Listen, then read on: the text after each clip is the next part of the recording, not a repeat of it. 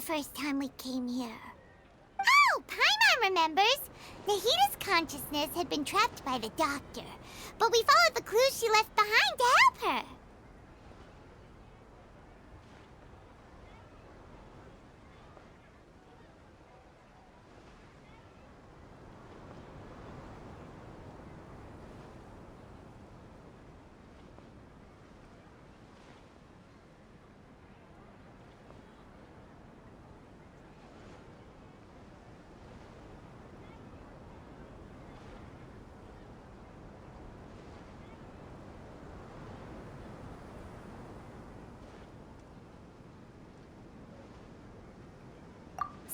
Time has already passed since then, and it seems Sumeru's changing for the better now that Nahita's in charge, right? Paimon just hopes this peace will last a long time, and then Nahita won't have any more new problems to deal with.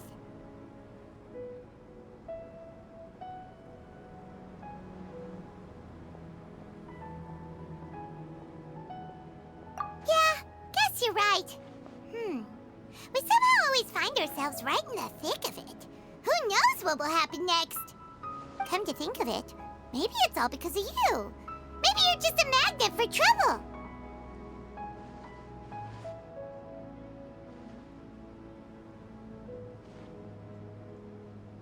Huh? Me? Before Paimon ran into you, Paimon never ran into any trouble. At most, when she was super tired, Paimon got caught in some strange whirlpool and sucked out into sea. And even then, you fished Paimon out! Anyway, for Nahita's sake, maybe we should think about heading to our next destination for now. Ah, look who it is. Running into you in a place like this? I can see you two still love wandering around. Oh, it's Dia! Since when are we just wandering around? We're usually taking care of some serious business. Even though it may have nothing to do with our journey. But never mind that. What brings you here? I just finished a commission in the desert for a usual client of mine. Nothing too interesting. Just escorting a shipment of goods. I'm on my way to report back. That's when I saw you two all the way over there, chatting away. What were you two talking about anyway?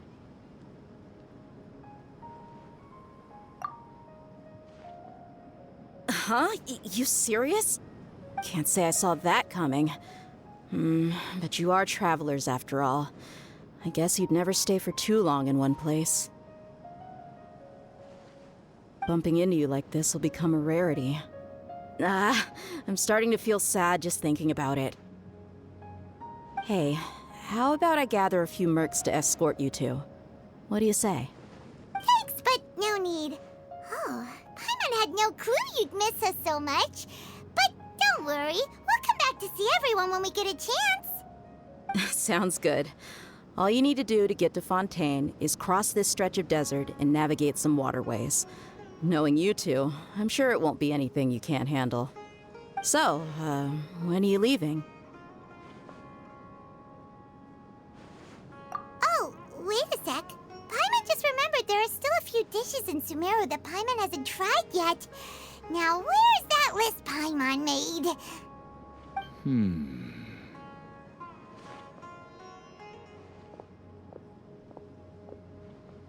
I see. Guess you won't be needing a going-away party or anything. It's sad enough to see you go like this. Though, now that I think about it, Sumeru wouldn't be what it is today without you. Seems true heroes always prefer leaving quietly. By the way, should we go say bye to Nahita? Oh, good point. Then there's no need to bother her in the real world. Then, I guess this is goodbye for now, Traveler in Paimon. Whether as a client or a friend, you're always welcome to come find me.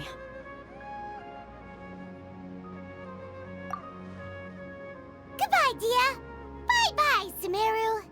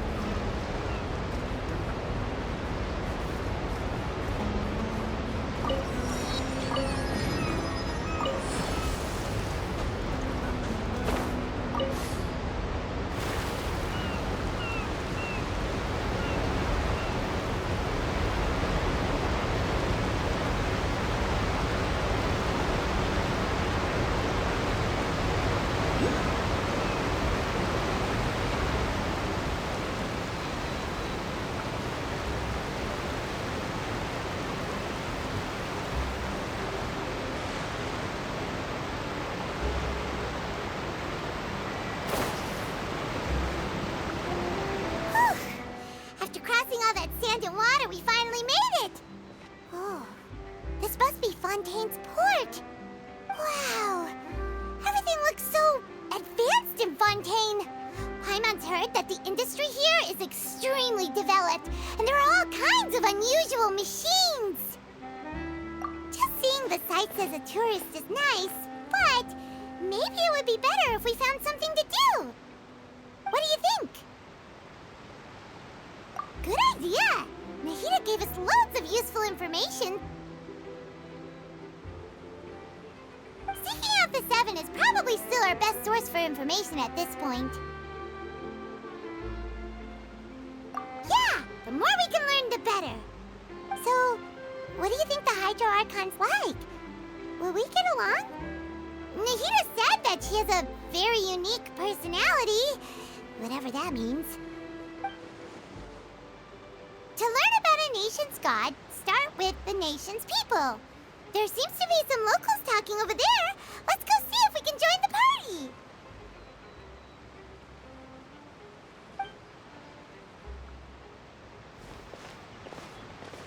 party. If you ask me, it's a tragedy how things ended for him. Clearly, he was a pretty decent person. Yeah, I didn't expect that kind of ending for him. I thought he would at least fight on a little longer for his family. I was expecting a sudden plot twist, but it's a pity that it never happened. Still, his story is quite the tearjerker.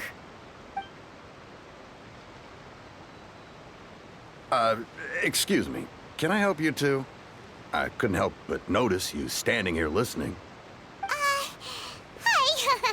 We're travelers new to Fontaine, and we had something we wanted to ask, but you seemed to be really busy talking about some kind of play, so we didn't want to interrupt. Play? Oh, no. We're talking about something that really happened. In fact, it's a case that was just heard a few days ago. Really? Like, a real trial?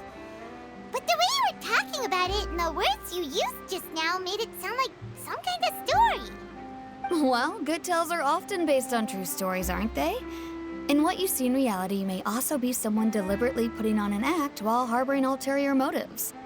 Whether something is true or not simply isn't that important. The main thing is whether the story being acted out on the stage is splendid enough. Oh, but it looks like you're not from around here. You probably don't know that the Fontaine Court of Justice is called the Opera Epiclese, or more commonly known as just the Opera House. But, shouldn't court cases be treated a little more seriously than that? Not to question Fontaine's way of doing things. It's just that putting someone on trial is usually a very serious thing. No worries. Other visitors to Fontaine have wondered the same thing. You could say that we just don't want to waste the moving stories behind those cases. And as for your worries about whether the cases are treated with due reverence, we have the absolutely just and honorable Chief Justice Neuvillette, as well as the Oratrice Mécanique d'Analyse Cardinal, a machine created by the Archon. Between the machine and the Chief Justice, false charges and injustice are a thing of the past now. Oratrice? Is it some kind of machine, too? Oh, Paimon's curious. We should check it out if we get the chance. Wait, Paimon almost forgot to ask you our question. Do you know what we should do if we want to meet the Hydro Archon? Oh, that's easy. Just go to the Opera House. Lady Farina practically lives there. You could definitely say it's her biggest passion. Huh. I think what they mean is that they wish to speak with the Archon personally. In that case, I'm afraid it's going to be a tad more difficult. You'll have to make an appointment well in advance, and it'll depend on whether or not she has any time slots available. Huh. Is the Hydro Archon super busy taking care of official stuff? Wait, didn't you say that she's always at the Opera House? No. Lady Farina seldom takes an interest with the nation's affairs. The reason it's difficult to make an appointment is simply because she's incredibly popular. That's right. After all, she is the Archon. Though she may tend to get a little dramatic from time to time, people can't get enough of her. Huh. For first time Paimon's ever heard of an Archon being described that way before. Wait! Paimon gets now! The Hydro Archon is kinda like a big celebrity here, right? Yeah, I suppose you could say that. Perhaps you could even say our mascot. Hang on. This is still Fontaine's Archon you're talking about. You should show some more respect. Yes, you're right. I guess I should at least try to be a little more respectful in front of visitors. Otherwise, I might get arrested and find myself face to face with Monsieur Neuvillette. Come on. Sure, there's a lot of laws here, but nobody's going to be arrested for saying something disrespectful about the Hydro Archon. Alright, I think we get it. Thank you! At least we now know that we can find the Hydro Archon at the Opera House. But who knows how long making an appointment will take? Guess we could have a look around the city in the meantime. Hey! What are you looking over there for? Huh. Maybe something's the matter. She isn't going to jump into the water, is she? Maybe we better go check on her.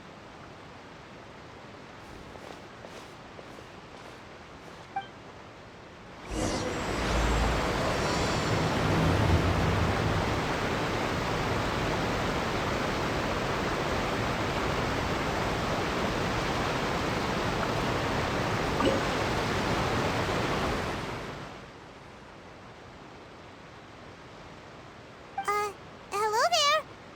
Excuse me. Are you alright? Huh? I'm fine. Thanks. Oh, okay then. We just noticed that you seem to be worried about something. About many things, actually. But there's nothing I can do but just keep my troubles to myself. I was just reminiscing about a place my brother and I would play when we were kids. It was just atop that hill over there. See? You're pointing at the sea. Wait, are you saying that you and your brother lived in the water?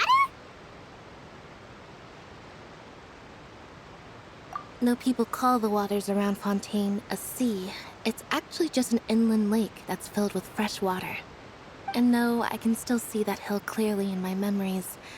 Now, it's been completely submerged.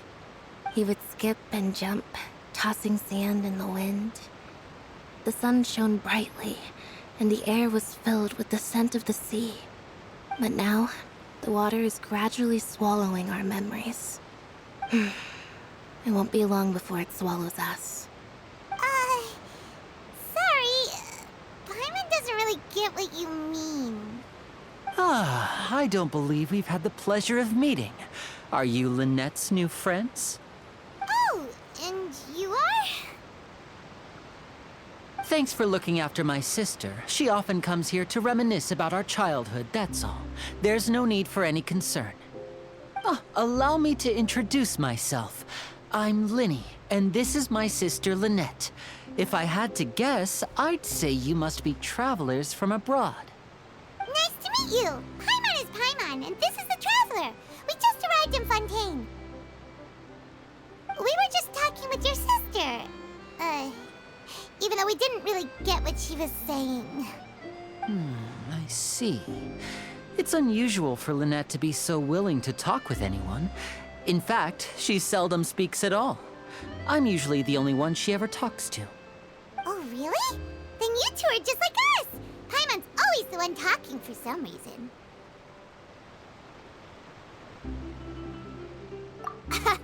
So that's how you think it is? I also think my brother can be too talkative at times. Seems you were right, Paimon. We are quite similar. So, what did Lynette mean just now when she said that the water is engulfing your memories, and that it won't be long before it engulfs you too? Oh, that. It's from a prophecy that's been circulating in Fontaine for some time now. Well, I suppose prophecy isn't exactly the right word, because that implies a certain amount of uncertainty. There's no doubt about what's happening in Fontaine now. Where to begin?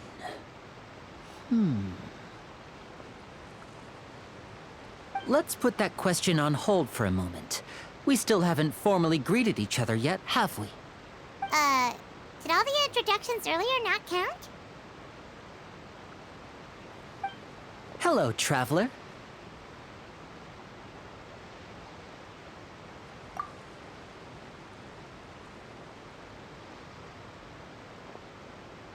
And hello, Paimon. Hey! Why didn't Paimon get a handshake? You're not poking fun at Paimon, are you? Please, don't take offense. Just consider it a sort of etiquette we have here in Fontaine when making new friends. You should remember it. It might prove useful. Oh, all right then. Well, Paimon's just happy to have a local friend now. By the way, we were just getting ready to go to the Opera House to meet the Hydro Archon. Would you be able to show us the way? So you're going to see Lady Farina? No problem at all. In fact, I was planning to go to the Opera House later myself. I'll gladly take you once I finish things here. Please follow me.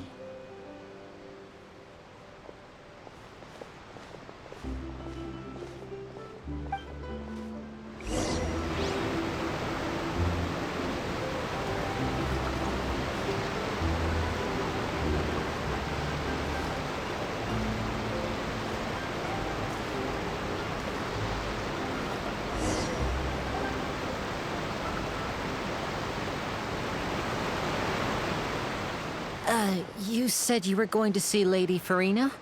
Well, it seems Lady Farina has come to see you.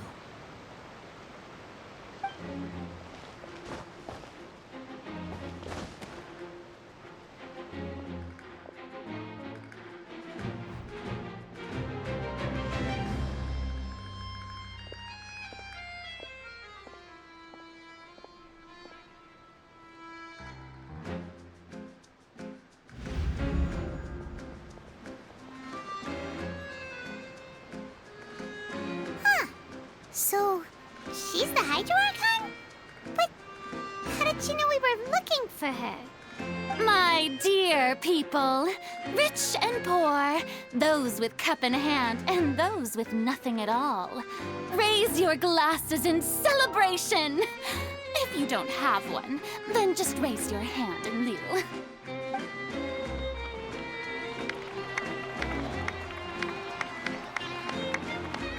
As you can all see, two unfamiliar travelers have arrived in our nation. Come, let us make a toast in honor of this traveler and his companion who have journeyed here from distant lands.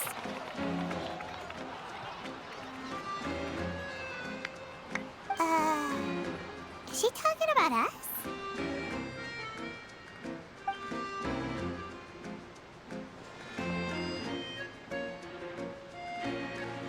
I've long heard of the turmoil and chaos you left in your wake as you visited other nations. But I welcome you nevertheless. No, I have come to receive you personally.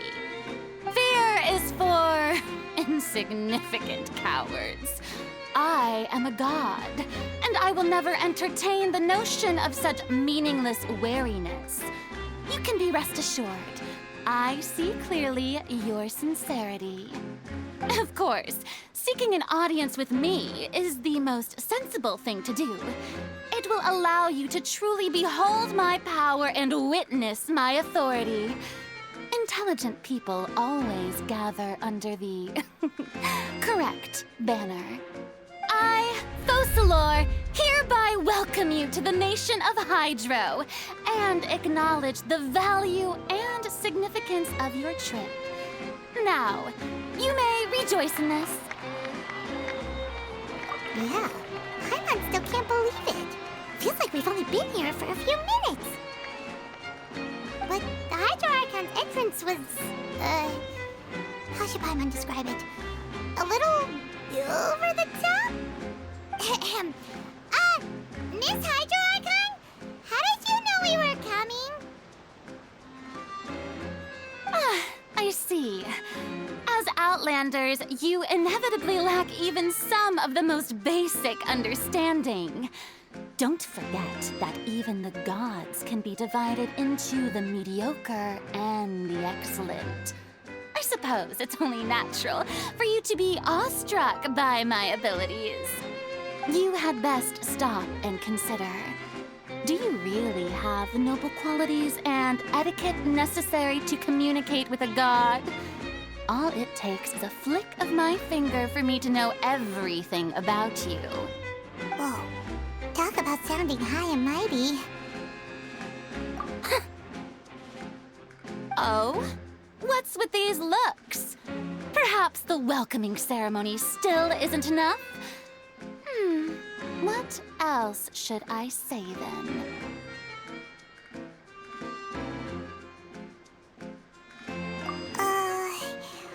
Is she waiting for us to start talking? Wow, I didn't expect to see Lady Farina here. What a surprise! Wait, does this mean they're the legendary blonde traveler?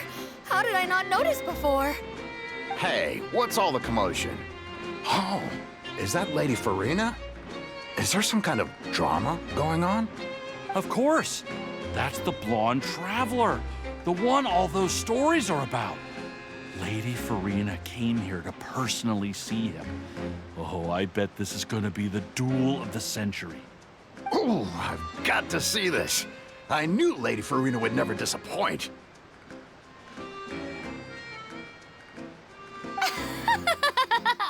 Yes, but don't get too excited now. My dear believers and spectators alike tend to get quite rowdy, and despite the noise, I've come to tolerate all their ruckus.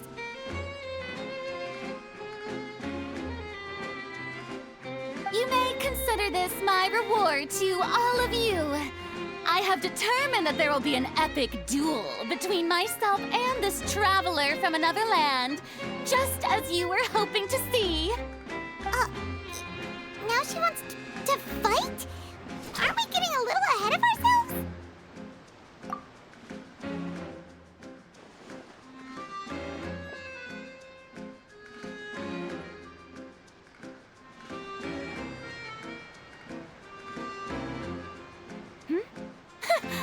Are you not afraid? Might I remind you that this is a duel against the divine? What are you trying to do, traveler? Provoking a god in front of her people? Stand down, Clorend. I admire his bravery. Few have the courage to draw their sword against a god. He is obviously a true warrior. Unfortunately, people nowadays only crave to be thrilled, and a mere duel will not slake their thirst for excitement. Oh, yeah, she's right. Just a duel wouldn't be all that interesting. On Araneus, criminals are always requesting duels to defend their honor. I'm getting a bit old, to tell the truth. You see. Then, as the god of justice, I shall face this traveler in another kind of duel. A duel in court! Whoa, all right! Now that'll be worth seeing! Right. This is Fontaine, after all. Such a grand opera house, it would be a pity not to use it. Why do you care so much about the crowd's reactions? Seems you've spent a little too much time in the opera house. Besides, how exactly do you plan to have a duel in court? You mean you're going to put us on trial?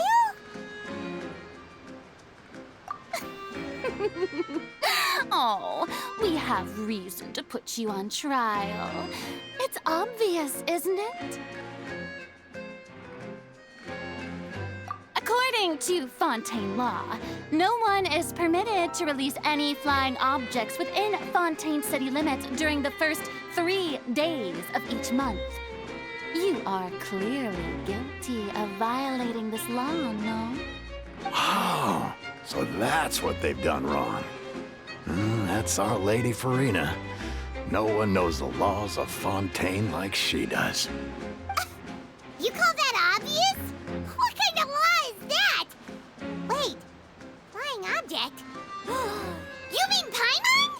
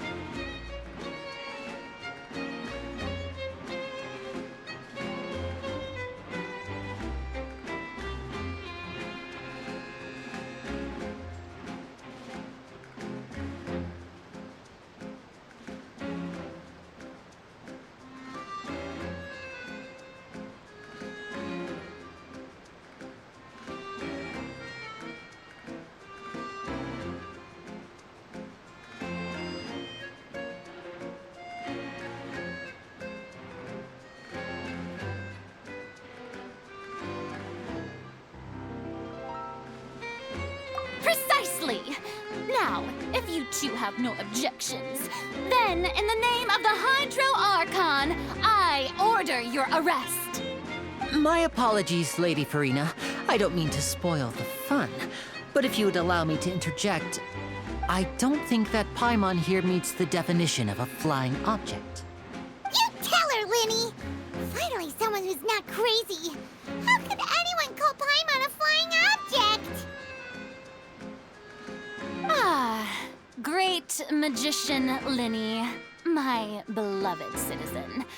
I'll permit you to object, but how exactly do you plan to prove your claim?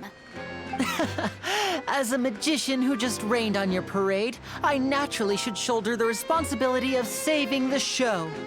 So, with such an audience gathered here, allow me to perform a trick for everyone.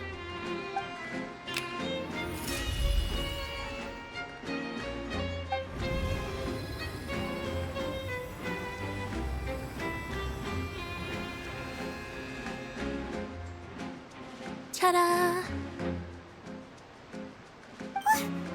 What's that on Paimon's back? Hey, when did you do that?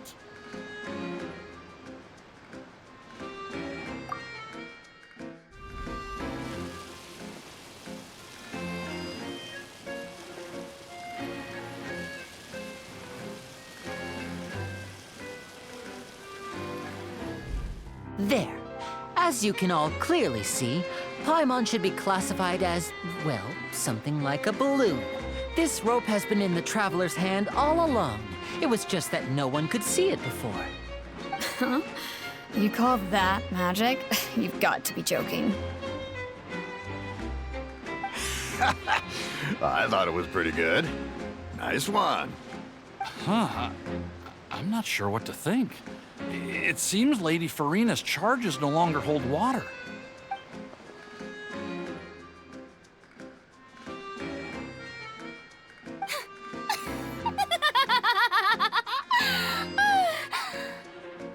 Amusing. Very amusing, Linny. Just the sort of unexpected twist that I enjoy. With you here, today's performance can finally be called complete. Performance? You see all this as a performance? In which case, consider the matter of your trial resolved. The god of justice will not bring charges against an innocent person. But when there are valid grounds, I will not only judge travelers from abroad, but even the gods of other lands. I look forward to seeing your upcoming performance at the Opera House, Mr. Linny and Miss Lynette. That's enough for now. Toodaloo!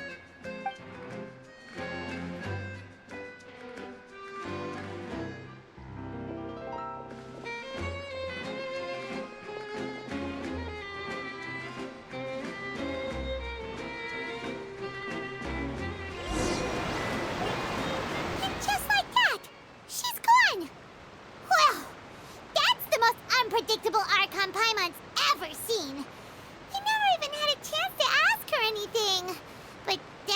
welcome for future Paimon.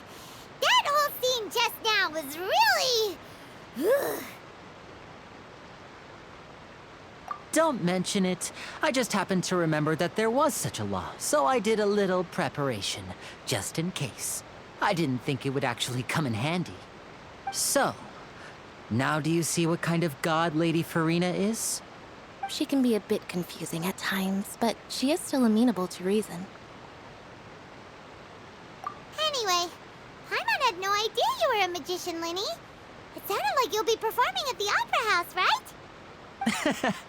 I just know a few simple tricks I use to make a living. Lynette is my assistant.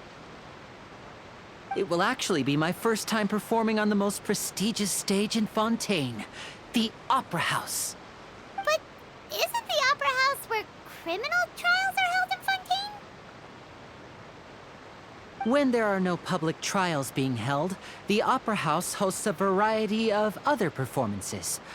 To the people of Fontaine, the line between a trial and a performance can be a little blurred. And speaking of performances, I would be remiss to forego this opportunity gifted by fate. Might I invite the two of you to see my performance? My brother's always excited to make new friends. Oh, sure. We don't really have anything to do now, and we wanted to go to the Opera House anyway. Splendid. In that case, why don't we go together? I'll show you the way. I just have something to take care of first. Oh, you really mean it? Then I'll take you up on your offer. This is a magical item known as a magic pocket. Perhaps you can help me distribute them to the people here. Huh? What are they going to use it for? About that... You asked me before about the prophecy, right? Let me start by telling you a little more about what it entails. I'm not sure exactly when it began, but a prophecy has been circulating around Fontaine. It says that every person in Fontaine is born with sin. No matter how the nation of justice holds trial after trial, this sin cannot be absolved. Until one day, the water levels in Fontaine will rise, and the sinful people will slowly be drowned. In the end, the people will all be dissolved into the waters, and only the Hydro Archon will remain, weeping on her throne. Only then will the sins of the people of Fontaine be washed away. That sounds pretty gloomy. Why are people in Fontaine born with sin? What is that supposed to mean? There are lots of guesses. Some say that the ancestors of Fontaine stole the power of the seas and stirred its wrath. Others say that the people of Fontaine never heeded the first Hydro Archon's warnings and offended Celestia. But here in Fontaine, evidence is what matters. There hasn't been concrete evidence for any of these claims, so they can only be regarded as conjecture. If even the people in Fontaine don't know what sin they committed, wouldn't it be better just to ignore the prophecy completely? Why bother feeling guilty all the time? That's exactly what the people did at first. But in the last few years, the water levels in Fontaine have actually started rising. Many places have already been completely submerged, and now lie beneath the sea. Many people carry on with their lives as before and shrug it off as a natural phenomenon. But my family and I think that the people of Fontaine shouldn't ignore the possibility, which would end up sentencing them to death. We hope that at least the people who reside near the waterfront can move away before it's too late. So, we've started distributing magic pockets to them. As a magical item, these magic pockets have astonishing capacity. I'm sure they will come in handy when people are moving their belongings. Oh, Paimon gets it! It's like preparing for a rainy day! But this is more than a bit of rain.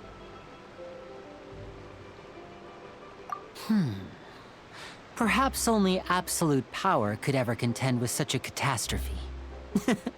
But who knows? We're just tiny specks in the grand scheme of things. Now, if you'd like to help, then please give these magic pockets to anyone nearby. Be sure to convince them to take it, regardless of what they say.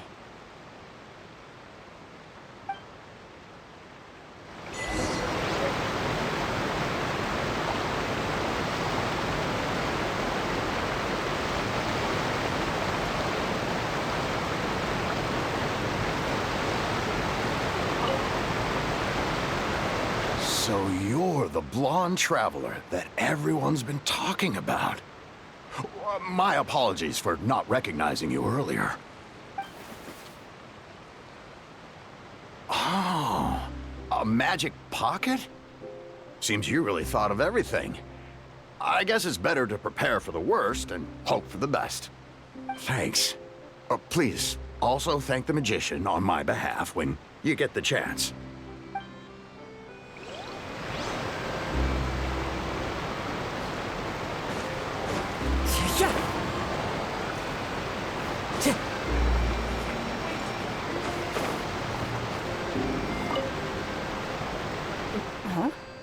I don't want that thing. Way I see it, if the prophecy's true, it's still gonna be a long time before the water can cover everything. Life is all about living in the moment. What use is there in worrying about the future all the time? We'll cross that bridge when we get to it. You should still take it. You never know when it'll come in handy. Oh, all right, fine. Thanks. It's just that if I start moving, that means I've already given up on the life I have now. I'd really rather not.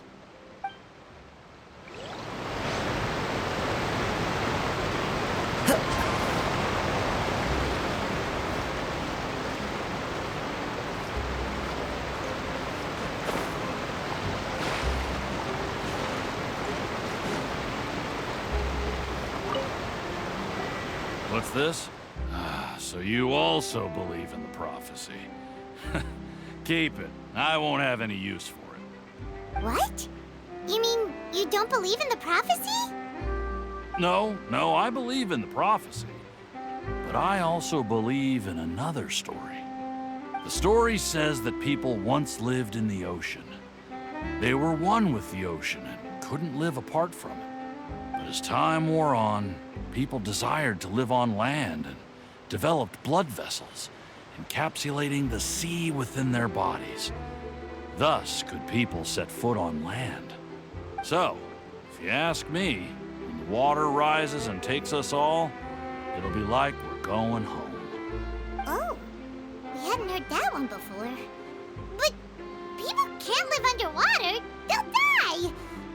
You should probably still take it. All right, I'll take it. I guess I just feel that being dissolved into the water doesn't necessarily mean death.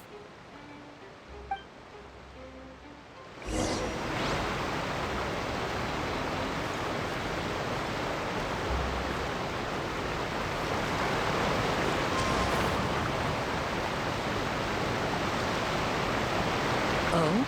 You already handed out all of the magic pockets? That was fast. So, what did people have to say? I bet you heard some, interesting opinions. Yes, but that will change once disaster strikes. I know they'll change their minds, so it's only right to help them prepare. Is there anything else you need to do before we leave? Yes, one last thing. I have the magic pockets made by a workshop in the court of Fontaine. Since we're out and about, I was thinking about bringing him some more materials. So, you want to collect materials? Just tell us what the materials look like and we'll help. Many hands make light work. Oh, that would be much appreciated. We'll need some Romaritime flowers. I remember seeing them near the waterfront on the east side of the harbor.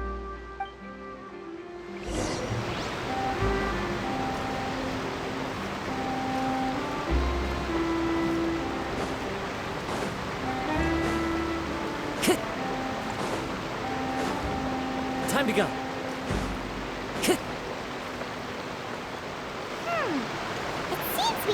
use Hydro to collect Romerican flowers.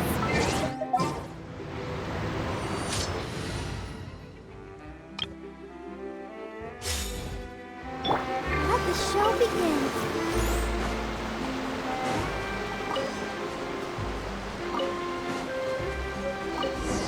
Go, Barbara, go!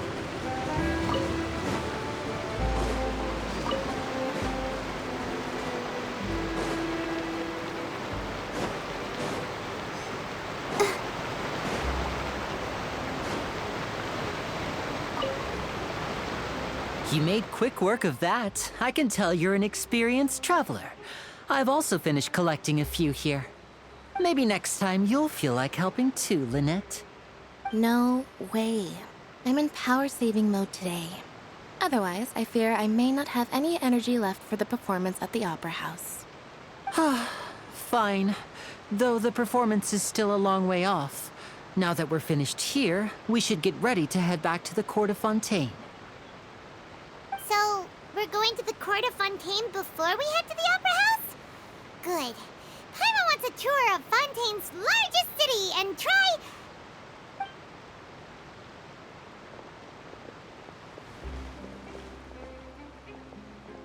Wait, shh. Have you noticed that person over there? The young girl. Huh? What's wrong with her? Paimon didn't notice anything. She's obviously a thief. Magicians and thieves practice similar methods. We divert attention, and a distracted audience is one that won't discover what you're really doing. Watch her movements carefully.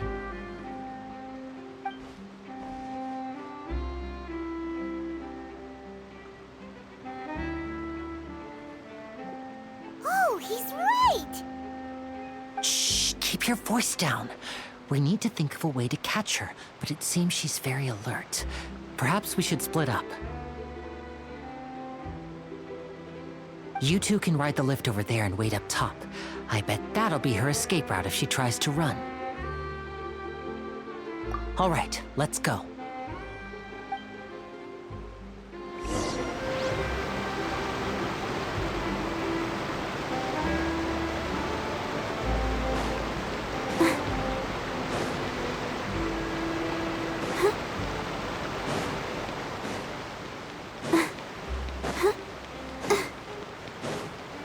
Go, Barbara, go!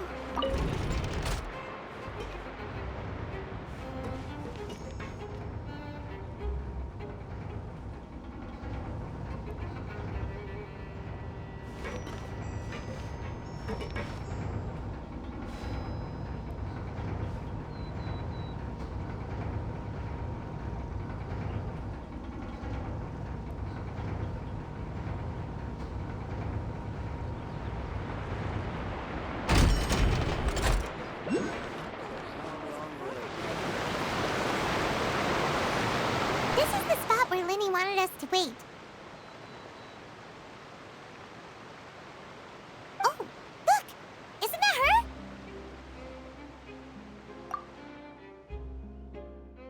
Oh no! Did she notice us? She started running the other direction! What should we do? Should we chase her? You're right. She might also be trying to lure us away.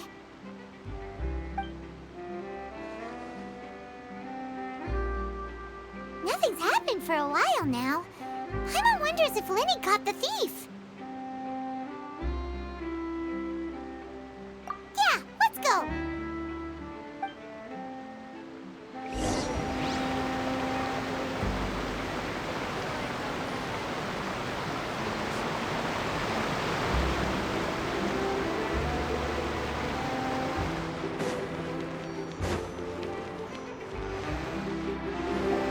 Are you sure that's all she took? You should check to make sure you're not missing anything else. No, that was all. Oh, I can't thank you enough. I didn't notice a thing earlier. Anyway, I should be going now. Thanks again. Oh, were you returning what the thief had stolen? That's right. Pity I wasn't able to catch her. She distracted me by dropping the thing she stole on the ground. By the time I looked back, she was already gone. I saw the general direction she went, but Lenny twisted his ankle, and I needed to make sure he was okay. Oh, did you get hurt, Lenny? I'll be all right. It's just a twisted ankle, that's all. In fact, it's feeling better already. If you want to play at being a hero, at least try not to get hurt doing it. Imagine what would happen if you managed to derail our performance as a result. You're right. Sorry, Lynette. I have to admit that the thief was even more skilled than I had anticipated. But at least we were able to get the stolen items back, so it wasn't a complete failure. What a slippery little thief. Guess things turned out all right in the end, though. Lenny's initiative paid off. All right, let's put this little detour behind us. We should go to the court of Fontaine now.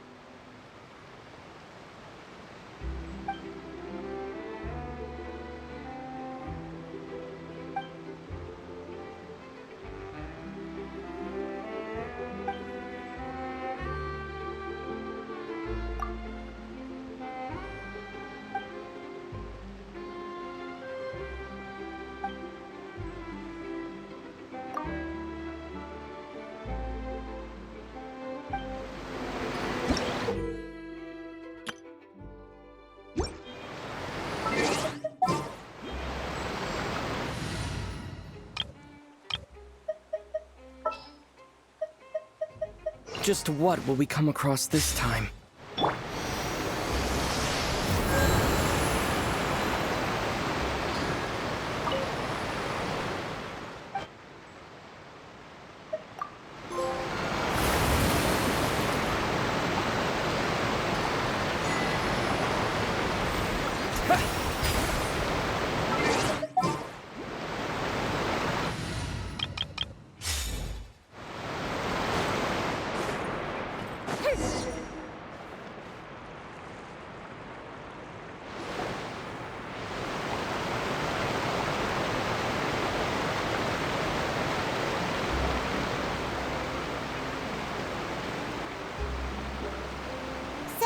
We ride this thing to go into the city? What an ingenious way to get around! People in Fontaine really know how to use water! This is an aquabus. It allows people to travel between several key locations around Fontaine. It's pretty convenient, but the ride can become a little dull after a while. The scenery is always the same. That's why it's better to travel with friends. So you mean it's still boring even when I'm riding with you? No, that's not what I meant. It's just that, well, you don't really talk that much. Besides, it doesn't really feel like a real trip when it's just the two of us. It's the same as being at home. Whatever. Guess that's what it's like to be an older brother. It's about time for us to leave. Let's get on board.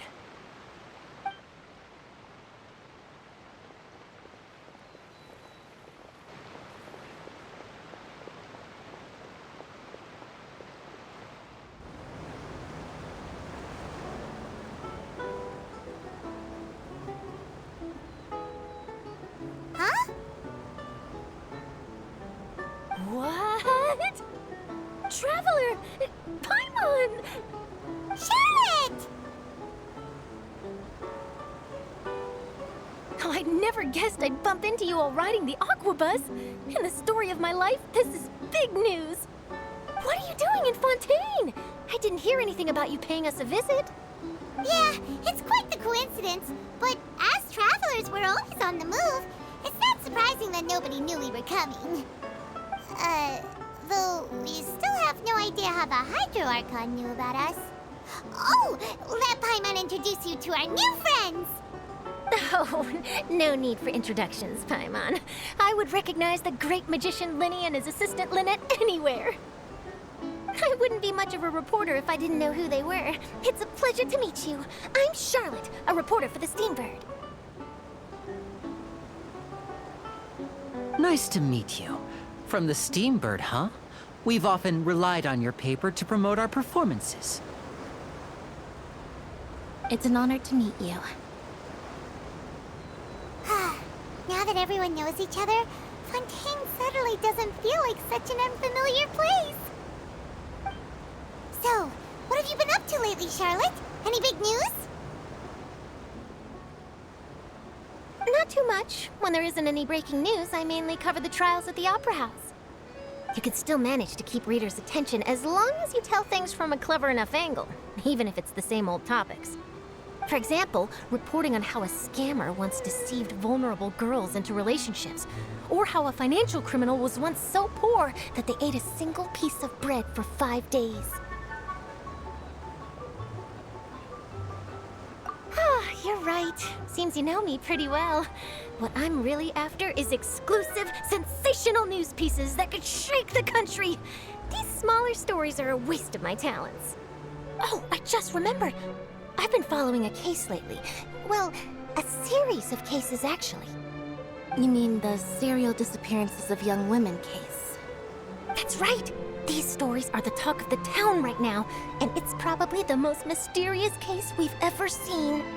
If I'm the first with a draft ready to publish when the case is finally cracked, and it's the headline story in the Steambird, oh, when that happens, I bet all the other reporters will shed tears of envy. I've already gathered all kinds of materials. I just can't wait for the truth to be revealed. So, what is the serial disappearances of young women case? You mean the culprit hasn't been found? That's right. The first missing girl case happened almost 20 years ago. And ever since, after a period of time, another girl disappears. What the cases have in common is that the girls are all of a similar age, and that they've all vanished without a trace. But the scariest part is that to this day, none of the girls have ever been found. Many suspects have been arrested over the years in connection with this case, but shortly after each arrest, another disappearance would always happen. Yes, it's possible. But either way, I believe that every case has some precise truth behind it, waiting to be exposed. Yes, I agree. And at the very least, the family of those missing girls deserves some sort of explanation. I just imagined for a second what I would do if Lynette were to suddenly disappear. I'd pay any price to get her back, and then find a way to track down the culprit. Please don't imagine that, Linny.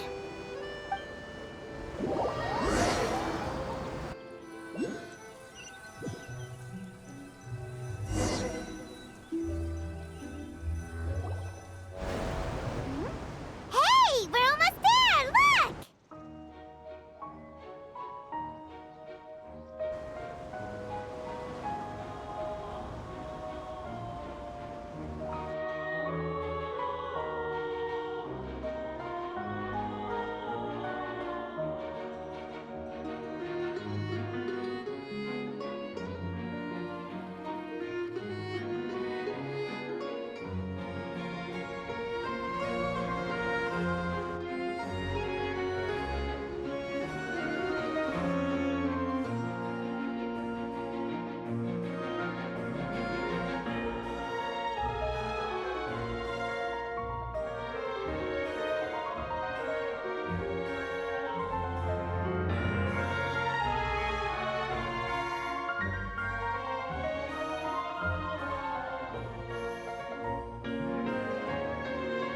Well, I really enjoyed chatting with you.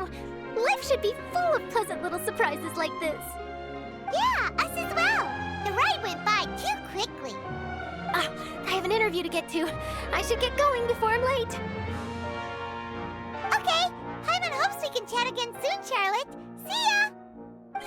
Bye now. Oh, be sure to stop by and see me at the Steambird when you have time. job. Always running around and interviewing everyone. Well, where should we go now? If you don't mind, how about we stop by my home first? Besides, I still have all the materials we collected. Sure, we wouldn't mind at all. This city is so huge, Paimon wouldn't know where to start anyway.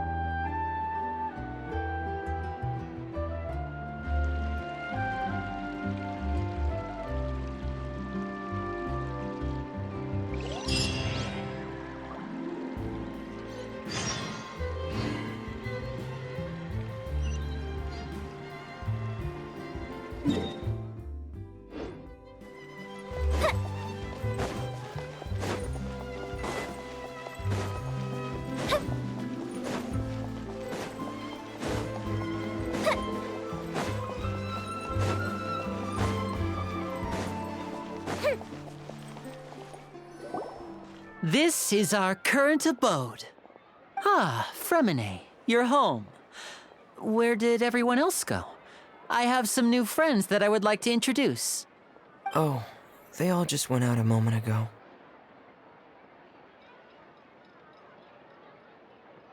I see. Everyone is getting busier now that Father will be returning soon. I suppose that can't be helped. Allow me to introduce you to my little brother, Fremine. He is a phenomenal diver. Hello. Nice to meet you. Paimon is Paimon, and this is the Traveler. Oh, you sound very proud to have a diver as a brother, Linny.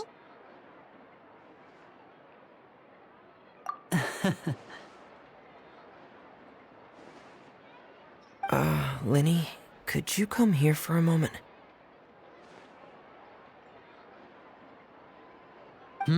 What is it, Fremine? Do you have something to tell me?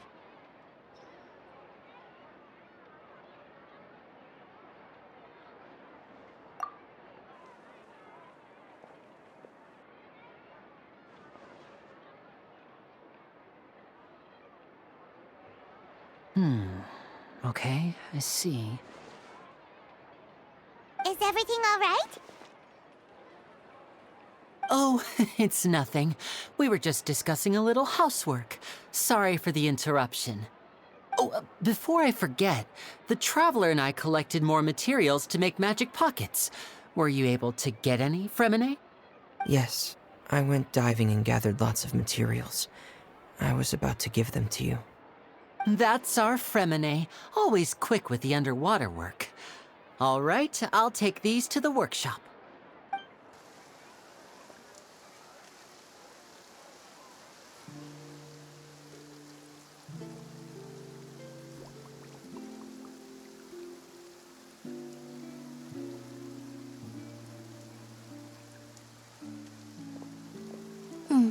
Looks like rain. Oh, you're right. But wasn't it clear and sunny just a moment ago? Fontaine's weather sure is weird. I'm afraid that's just how it is here. It often rains on days where there are trials being held in the Opera House, but don't worry, it'll clear up soon enough. What's wrong, Fremine? There's a legend about the rain that I tend to believe. It's said that a dragon of water once resided in Fontaine. Though we don't know where the dragon went, every time it weeps, the skies will cloud up and pour out rain.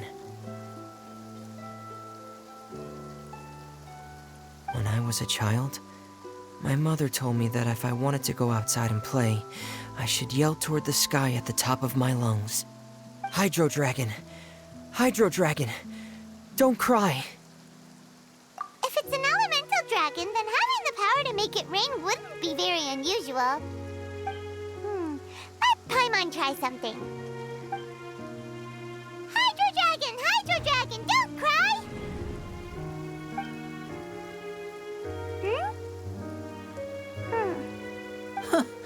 doesn't seem to be of any use. It is just a legend after all.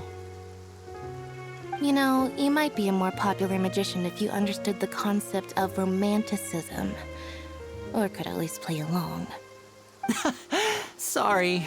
It might be because we've never met the Hydro Dragon. Perhaps it can't be comforted by the words of strangers.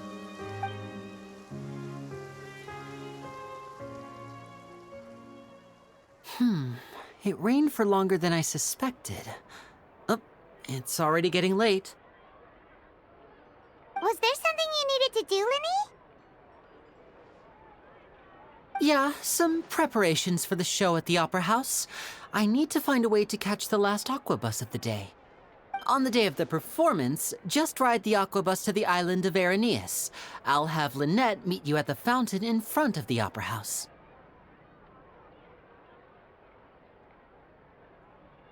Oh, are you leaving now? What is it, Fremine? I'm in a hurry. Oh, I get it. You feel nervous delivering the materials for the magic pockets, is that it? Perhaps we could trouble the Traveler to help us take these materials to the Beaumont workshop and deliver them to the owner there? I'm afraid that Fremine can be quite introverted, and the boss there tends to be pretty talkative. Fremine has always been a little afraid of her. No trouble at all! Don't worry, we're on the case! Sorry for the inconvenience. I'm quite useless when it comes to such tasks. I'll think of a way to make it up to you. Oh, no need! This will be a walk in the park for us!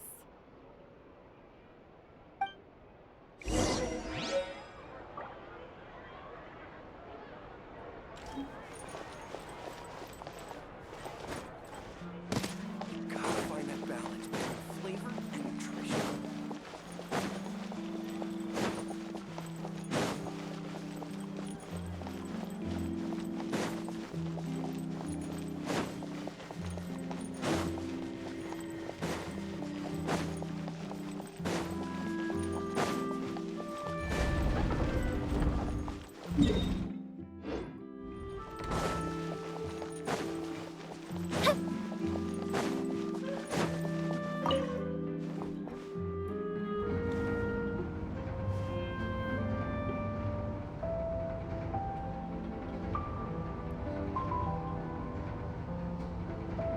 Welcome to the court of Fontaine. Please watch your step.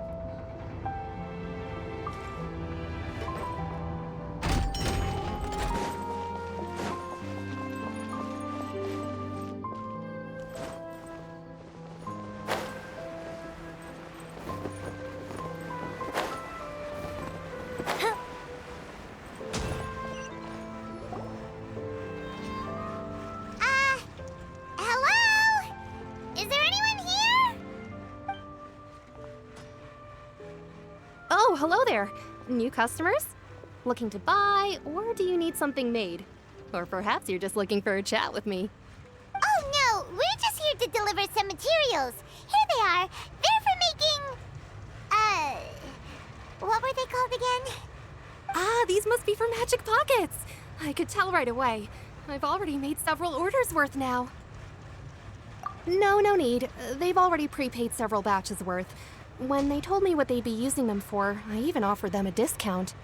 But they insisted on paying the full amount, saying that I had a business to run.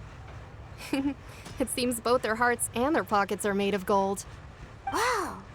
So, is Linny actually loaded? I can't say for sure, but who knows? Maybe there's good money to be made being a magician in Fontaine. Hey!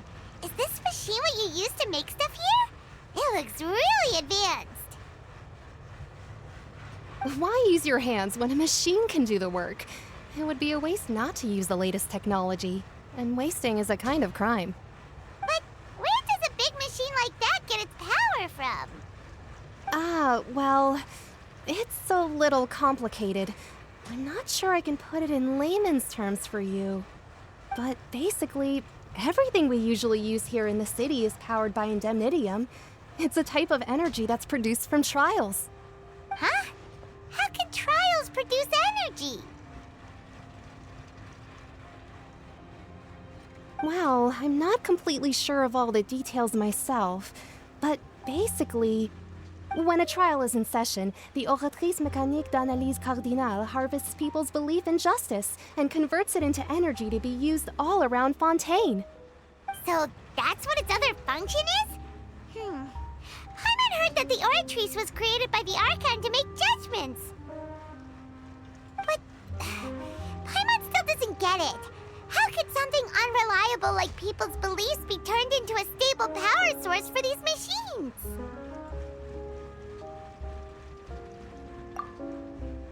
Oh, yeah!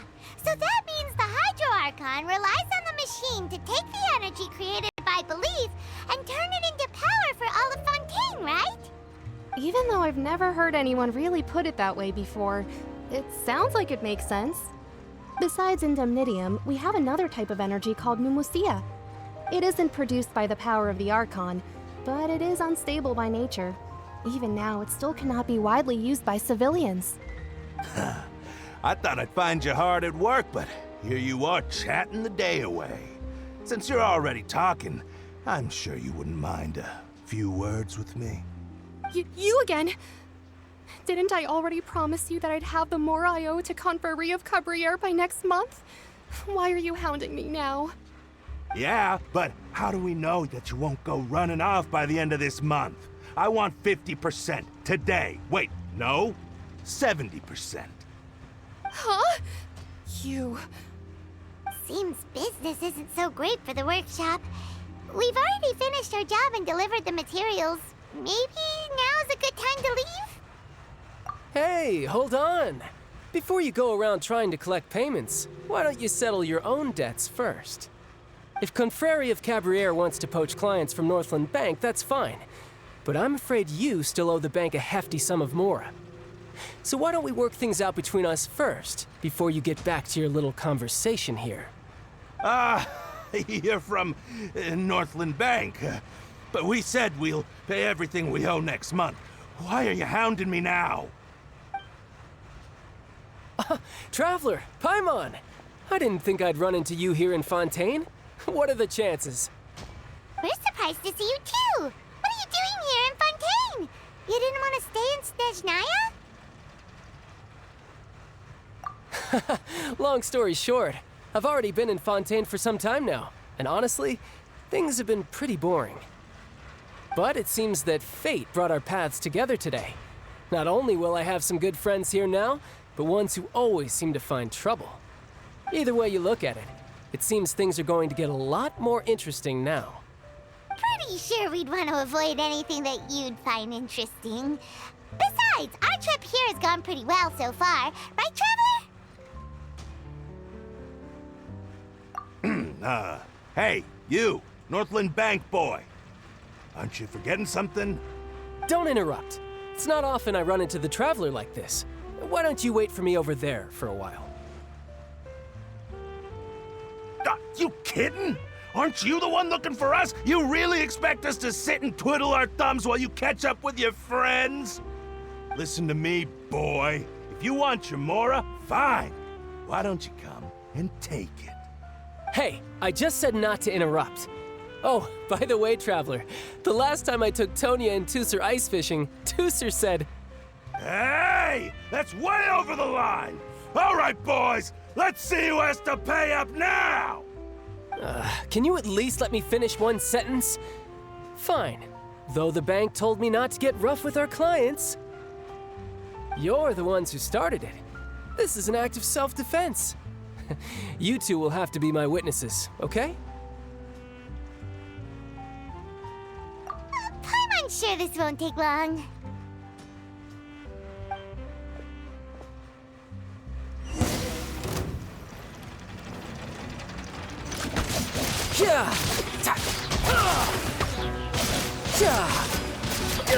Shouldn't let your guard down.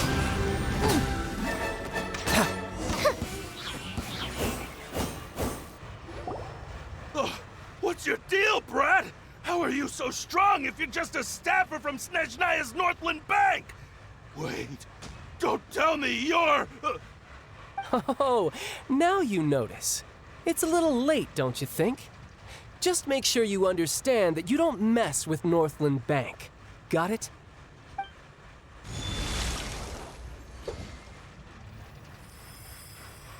Huh?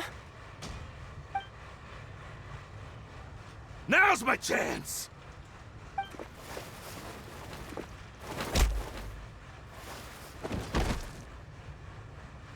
Huh. That was weird.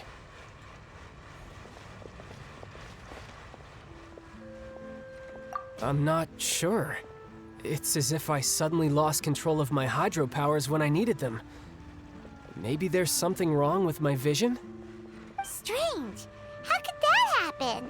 First time Paimon's ever heard of someone losing control of their vision. Never mind. It doesn't matter. If I want to stay sharp, I shouldn't be relying too much on my vision anyway. Besides, I always have my delusion in case I need it. So what are you doing in Fontaine, child? And don't say it's work for Northland Bank. Well, I guess it's because I've been in a bad mood lately. Huh? What kind of reason is that? Wait, since when do you feel down about anything? I don't know. Maybe I still have a lot to learn about myself. But recently, there seems to be some sort of restless power stirring inside of me. And I don't know why, but every now and then I feel like I'm in a terrible mood. Maybe you losing control of your vision just now is connected with that power you're feeling inside. That is a possibility. I can't remember if I ever mentioned it before, but when I was 14, I fell into some unknown abyss. It was during that time I learned nearly all of my abilities. The one who took me under her wing and taught me was named Skirk. She was always quiet and very mysterious. Nobody knew where she came from or what she had been through, and she was always very strict when teaching me combat techniques. One time, I asked her why she was willing to take me on as an apprentice. From what I could make of her answer, it was because I had awakened it, and traces of it remained on me. She said that all my combat training would be useful in the future. But what is it? What did you awaken? She never explained that, but my guess is that it's related to a dream I saw when I had just fallen into that abyss. In my dream, I was in the deepest depths of the sea, and the boundless seabed was all around me. But in front of me appeared a whale that was so massive, I felt like I couldn't breathe. A whale? Oh, that sounds familiar! When we fought against you before, you summoned a huge whale that seemed to leap at us. Is that the one? That's just an abstract form of a whale that I create using my elemental powers. It takes that shape because the scene I dreamt of the whale has always been stuck in my mind. I'll never forget it. So you used the whale as inspiration for one of your moves? Huh. Seems a little twisted to Paimon. So why don't you just go ask your master? Maybe she knows the answer. You make it sound so easy.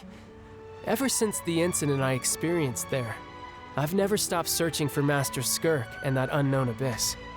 But it's been years now, and I've still found nothing. There isn't even a trace of the place where I remember falling into the abyss. Oh, it sounds like some kind of ghost story. Yeah, I'm out of leads at this point, but there's nothing more I can do. It seems that strange encounters in this world tend to be elusive like that. Oh, seems the time really flies when I'm talking with you. I just remembered I have somewhere else I need to be, so I should get going. What? More work for the Northland Bank? No, it's more of a personal appointment. Lately, I've been sparring with some of Fontaine's official champion duelists whenever I'm feeling bored. Official champion duelists? You mean it's their job to duel? Yep, in Fontaine, before a criminal goes to court, they're given one chance to defend their honor by requesting a duel with an official champion duelist. The champion duelists are all-powerful fighters selected from among the nation's best. And the duel itself is a no-holds-barred fight with no specified stopping point. So engaging in such a duel is regarded as a symbol of defending your honor. If a criminal manages to win the duel, they'll be acquitted. But if they lose, they'll have no choice but to stand trial. And the worst-case scenario is that you're simply killed in the duel. Though it's rumored that Fontaine has a death penalty, from what I can tell, no one has ever been officially sentenced to death. So really, the only people who opt to duel are those who have suffered a grave injustice in being accused, or those who greatly value their honor. Otherwise, why gamble with your life? So, do many people actually get out of their trials by winning the duel? Apparently, it's exceedingly rare for anyone to actually win. Fontaine probably enacted this system as a way to show that the nation respects the honor of its citizens. Besides, none of the champion duelists are to be trifled with, which is exactly why I was itching to face them as soon as I got to Fontaine. Apparently, the one I'm meeting today, Clorinde, is the strongest of the champion duelists. I had been asking her for some time before she finally agreed to face me today. Well, that's child for ya. Paimon feels like we heard that name somewhere before. Clorinde. Huh. Oh, before I forget, I want you to have this. Huh? Your vision? You're seriously just giving it away? I'm just worried that it could become uncontrollable again. I'd be pretty upset if it got in the way of my duel, so I think I'll be better off without it for now. Besides, I just need you to hold on to it for a short while. I'll come retrieve it when I have some time later. Paimon knows what you're up to. You just want an excuse to come talk to us again, don't you? Whatever gave you that idea? I'll be in touch later.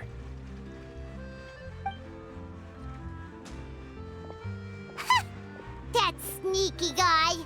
He said he's been feeling down lately, but he seemed the same as ever to Paimon. Well, since we don't have much to do for now, we might as well walk around and see the city before Lenny's performance.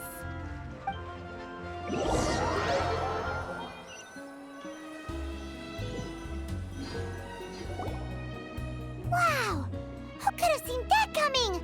The reporter who was barely around for most of the story was the murderer all along! Sorry. Paimon was just surprised, that's all. Paimon never saw that twist coming. The murder mystery novels here are amazing! The whodunits here in Fontaine are a lot different than the light novels you see from Yai Publishing House. Both have their merits, but Paimon thinks this style of novels are more, well, novel. It's so exciting to reach the moment when the mystery is uncovered, especially in the one Paimon was just reading. You should buy a copy and read it too. Oh, sorry about that. Paimon will be more careful next time. Hey, shouldn't we be heading to the opera house to see Lenny's performance soon? It's almost time for the show to start, so we should get going. Lenny said that the opera house is on Archonquests, so let's go ride the aqua bus.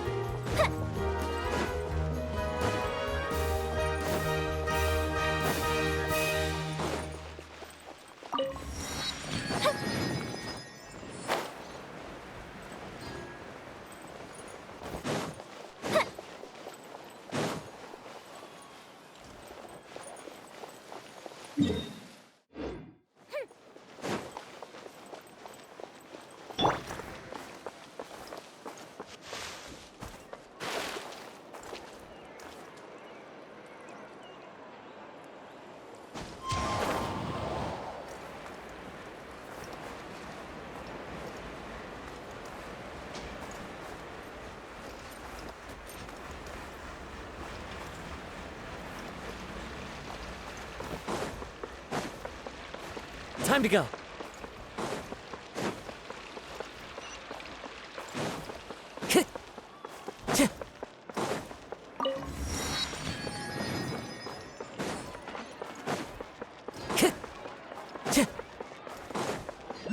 Time to go.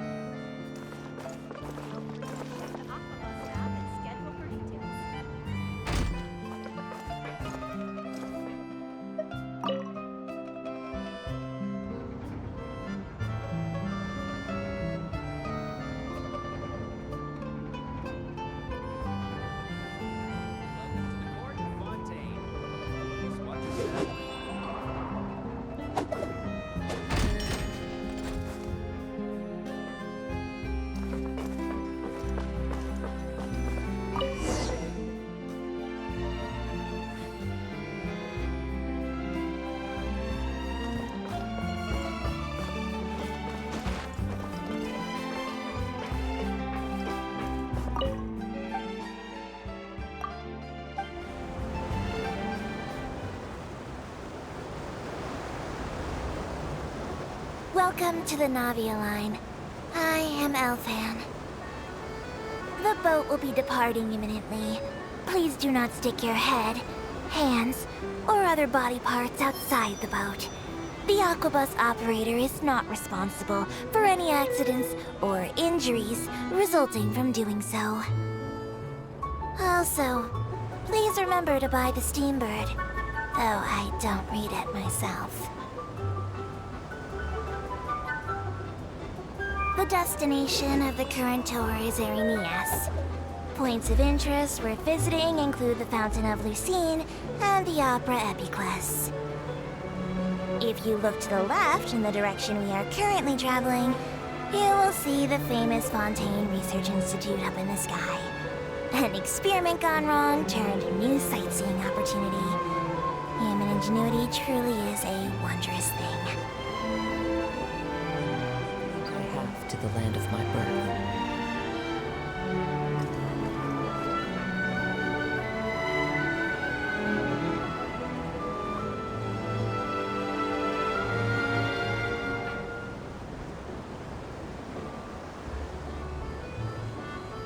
We are now approaching our final destination. Please be sure to bring all your personal belongings with you as you disembark. Even though I will take any forgotten items to the lost and found, the paperwork is rather annoying, as Melusine hands are not suitable for grasping pens. Please be careful when disembarking. It has been my honor to be your tour guide this trip. Thank you.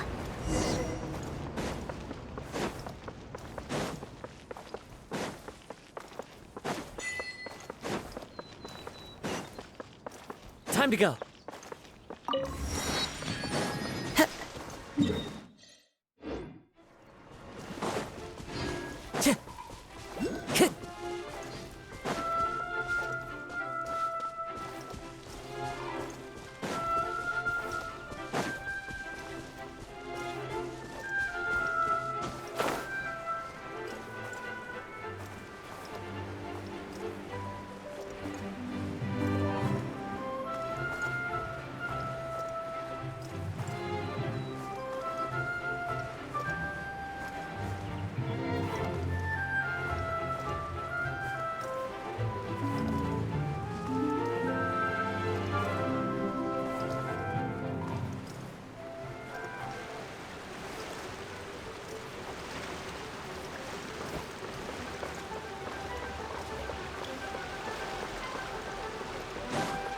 Time to go.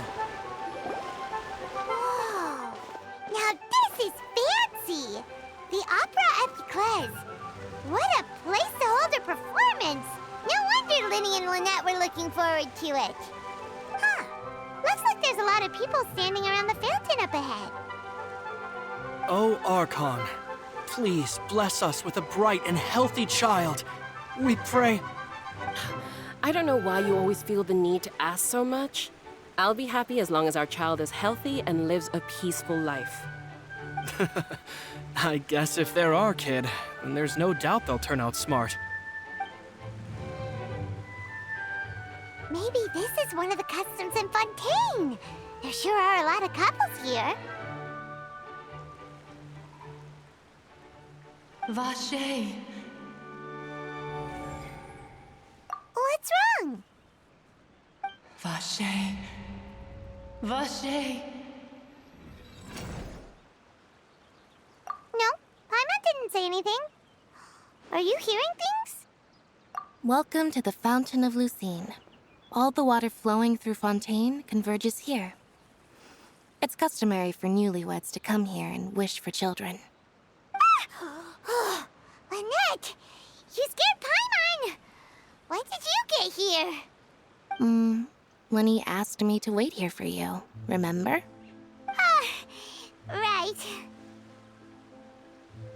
What do you mean? There are a lot of people here right now. Hey, you're not trying to scare Paimon, are you? Besides, it's the middle of the day. It's not the time for eerie things. I see. I might be able to tell you something that could help explain the voice you heard. In fact, you might not be imagining things at all. I suspect that what you heard is a result of your hypersensitivity to the hydro element. Others in my family have had similar experiences. It's because of his sensitivity to the hydro element? But what would hearing a voice have to do with elemental power? When do you cry, Paimon? Wait, what? What does that have to do with anything? Just answer me. When do you cry?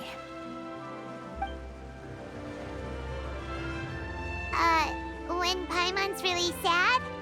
Oh, and when Paimon's super happy. Oh, and also when Paimon's really, really scared. Then you should understand that tears contain your most intense emotions. Like I just mentioned, the Fountain of Lucine is where all the flowing water in Fontaine converges. Even the tears that fall to the ground will eventually gather here. So maybe what you heard was the intense emotion coming from someone's tears. So, what did the voice say? Huh. If you were hearing their emotions, then Paimon wonders what happened to them. Rather than worrying about them, we should worry about my brother first. Don't let that calm look of his fool you. He tends to get pretty nervous just before a performance. So chatting with Linny might help him relax a little before he goes on stage. Oh, right. That makes sense. Let's go in and see Linny.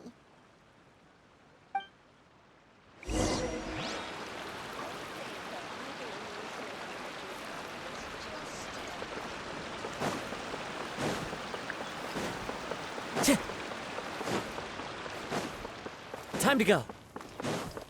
Welcome to the Opera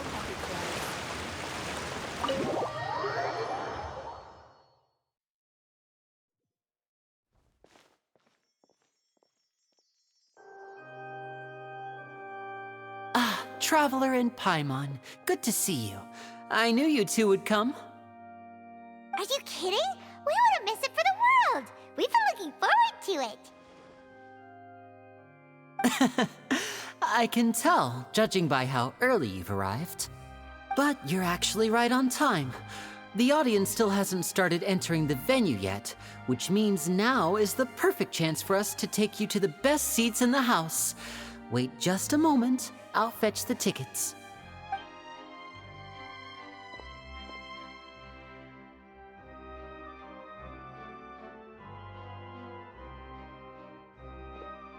The Opera House has assigned seating, so you always have to make reservations. I've already reserved your seats, and here are your tickets. seats! Thanks, Linny! Don't mention it. There's no need to keep thanking me. Hey, Linny! Could you come over here and take a look at this? Oh, I'll be right there. Seems there's an issue with the stage props over there. That's Cal, my assistant, calling me. I'll go lend him a hand. Yeah, we'll just go to our seats. You go ahead, Linny.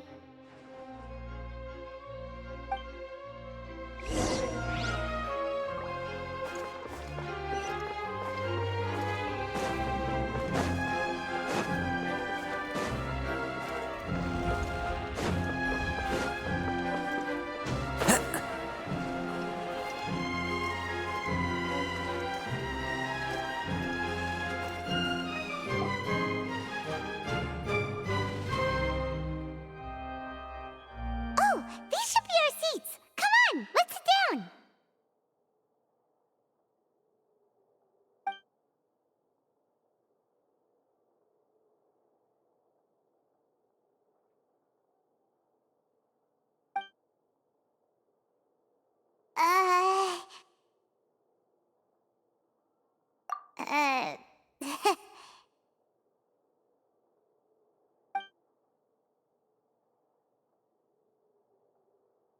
Hey, Traveler. Maybe we should strike up a conversation with the person next to us. Since we're sitting together and the rest of the place is practically empty still, it's kinda awkward if we don't say anything. Ah, you little... Of course you put this on Paimon. Excuse me, I did not realize you felt awkward. I am terribly sorry. I would be perfectly happy to chat with you if that is what you would like. Oh, so you heard all of that, did ya? Boy, you sure have good ears. Paimon thought she was keeping her voice down. Wait, that's not it, Paimon's. Sorry. Paimon's the one who was being rude, talking under her breath like that. So, let's talk, but, what should we talk about? Oh, Paimon's got it. You're also here early and sitting in the front. Are you a friend of Linny's too? A friend, you say? Well, if Mr. Linny would like to be my friend, I would be more than happy to reciprocate. Oh, so you're not friends with Linny then? Oh, this is getting more awkward by the second. Paimon nearly forgot to make her introduction. Nice to meet you. Paimon is Paimon, and this is the Traveler. We just arrived in Fontaine. It is an honor to meet you two. I have heard of your deeds across Teyvat. And as required by proper etiquette, I will also introduce myself. I am... Oh, Monsieur Nervillet. What an honor it is to have you here to see my show. Ah, Mr. Linny. I should say it is in fact an honor for me to see your performance in person.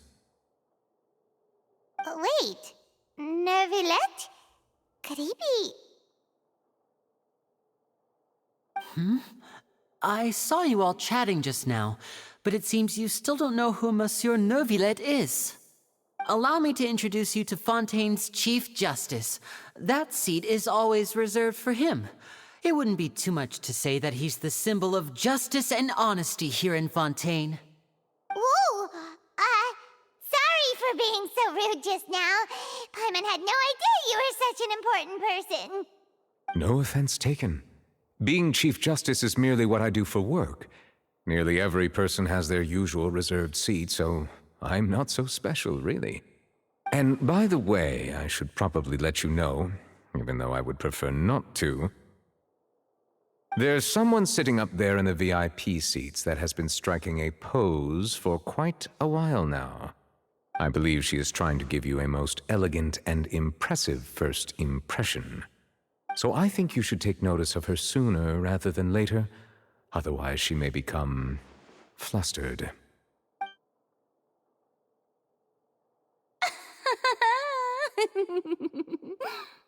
Huh? Oh, it's Farina, the Hydro Archon.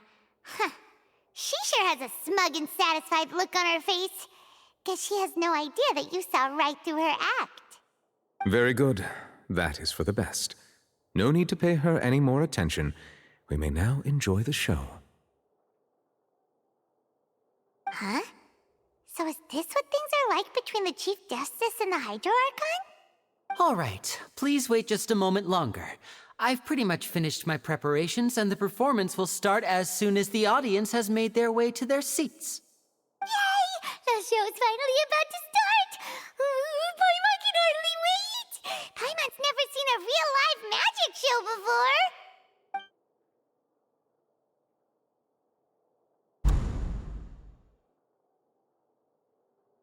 Ooh! They're dimming the lights! The show must be starting!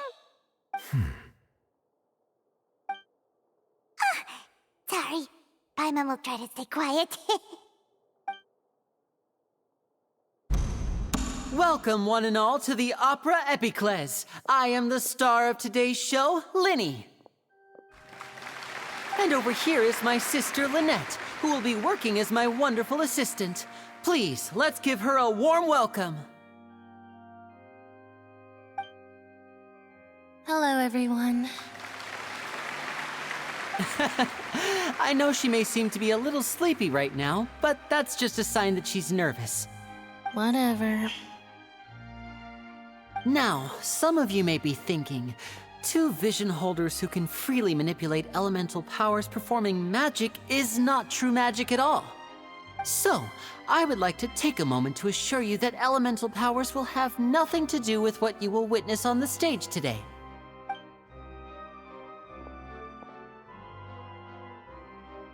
Both Lynette and myself have removed our visions for the show.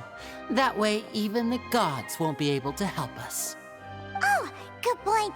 That's what makes the show real magic. Now, without further ado, let the show begin. Lynette will now exit the stage to make some preparations. I know you might miss her, but don't worry. She'll be coming right back on stage momentarily. Perhaps in an unexpected way. I'm sure she'll be stealing the spotlight soon enough.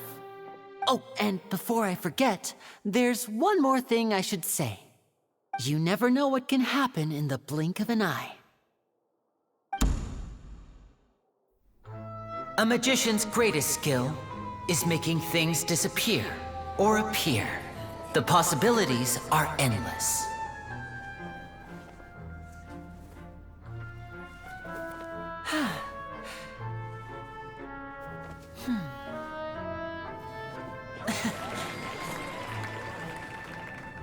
Huh?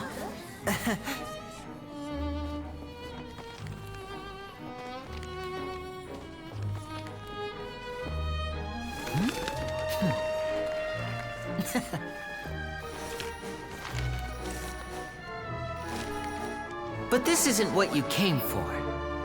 These little tricks, you've seen them all before. So it's time for something truly extraordinary, don't you think? This one's a little tricky.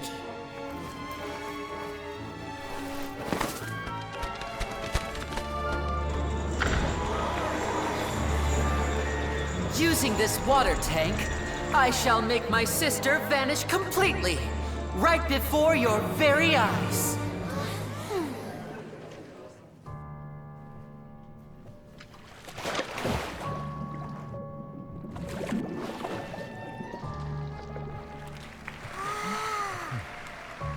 It's actually quite simple. She'll just turn into air bubbles and float right out of the top.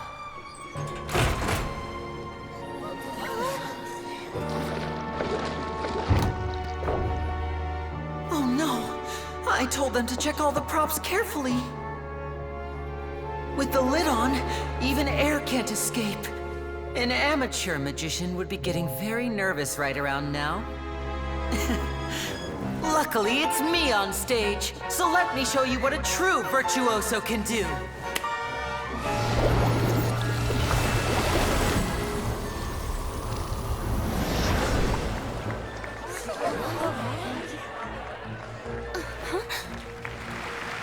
Lynette, are you still there?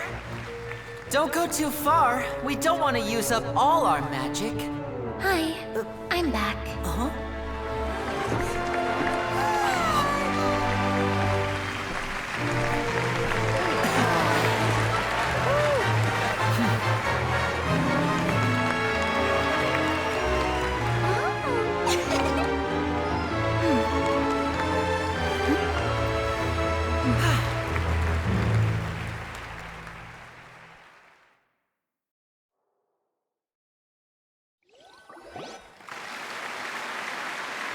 Whoa!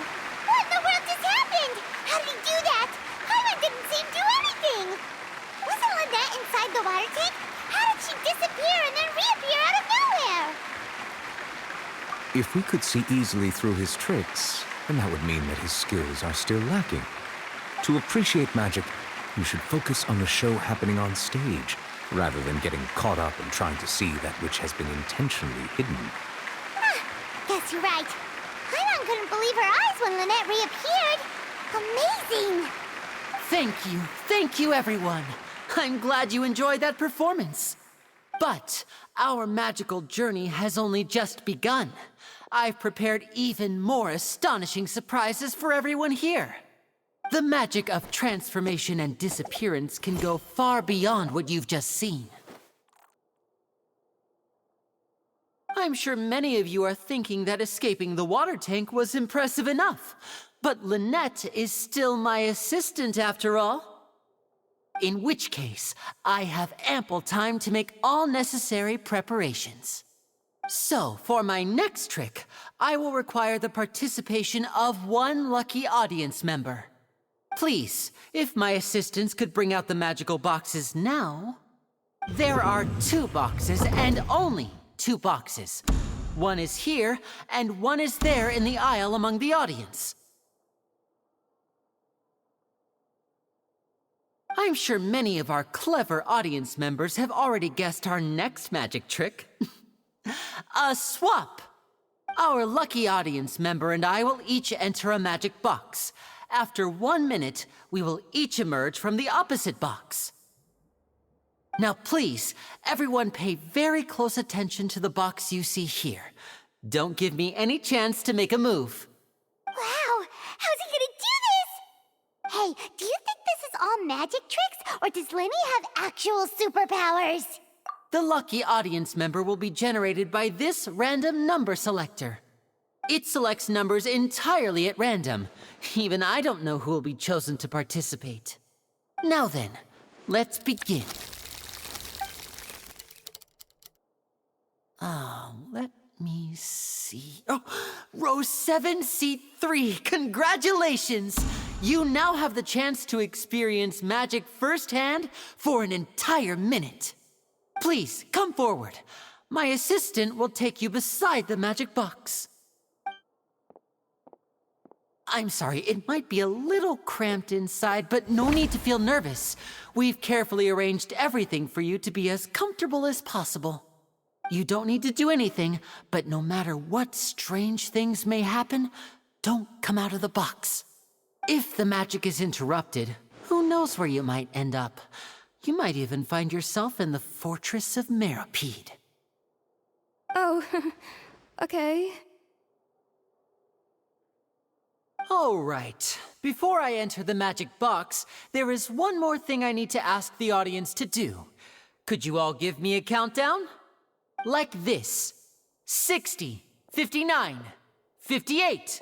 Just keep counting down. You can go a little faster or slower if you like. I won't be able to see anything in the pitch black box, so I'll be relying on your voices to know when time is up. Oh, and no tricks now. If you quickly count from 60 in just 30 seconds, then I'll be in a tough spot.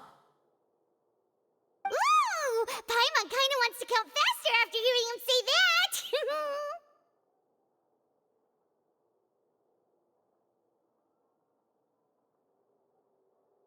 No, that won't do. I can see it in your eyes. You still can't be trusted. Let's practice together. Come on, repeat after me. 60, 59, 58. 60, 59, 58! That's right, perfect. Keep it going. All right, I'll see you all on the other side once you've finished counting.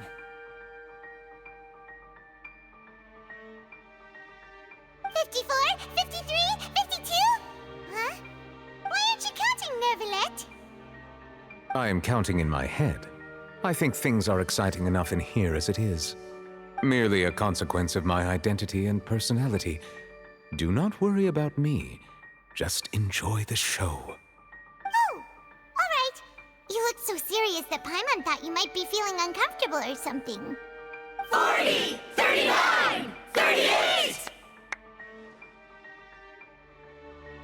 Mr. Linney, are you all right in there? Is everything ready? Yes, I'm fine, I'm just double-checking the direction of the magic. It would be a disaster if we get sent to the wrong places. For example, mid-air right above the audience. Even though he's saying that, Lenny doesn't seem nervous at all.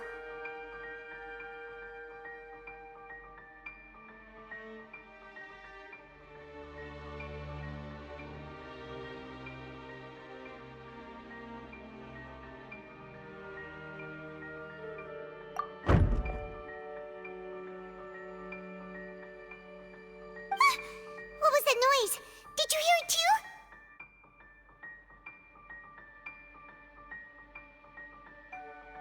Not sure. Anyway, it doesn't seem like anyone's worried about it. 25, 24, 23! What's wrong, Mr. Linney? I can still hear you moving in there. I seem to have accidentally knocked over a decoration. I'm trying to fix it, but it's pitch black in here. I can't tell left from right. Never mind the decorations. There's no time for that. The show is what's important. No, that's unacceptable. I want my show to be perfect. Don't worry, we still have 20 seconds. Hear them counting? 19, 18, 17! It seems things aren't quite going as planned. I apologize, everyone. It feels like you're all starting to count faster, but that's all right. I know it can be tiring to do such a long countdown. 10 seconds and change is still plenty of time.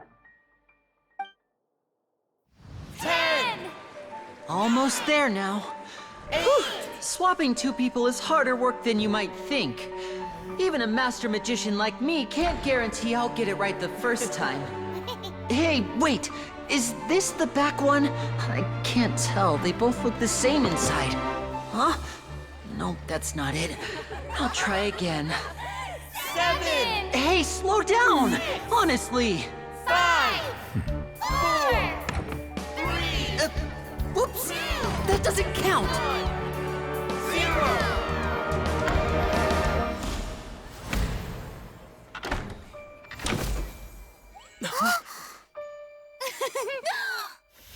Ta-da!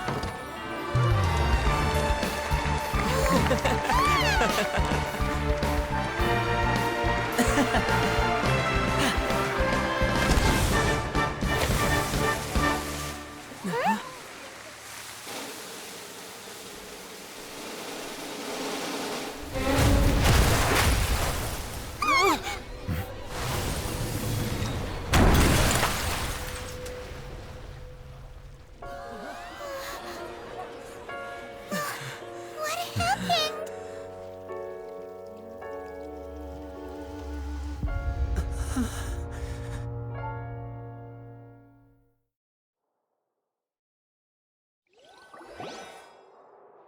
Huh? Is this part of the show? Mr. Lenny, you're going to use magic to fix the stage now, right? What happened? Oh no. Maybe this isn't part of the show. The girl was still in that box, right? This performance is over. Medical staff with me. Guards secure the scene and detain all the performers. Seal the exits. No one is allowed in or out at this time. Yes, that's right. If this was just an accident, then we must investigate the cause. But if this was all part of some scheme, then then those accountable will not escape the judgment of the God of justice! No need to be alarmed, you two. We'll get to the bottom of this soon enough.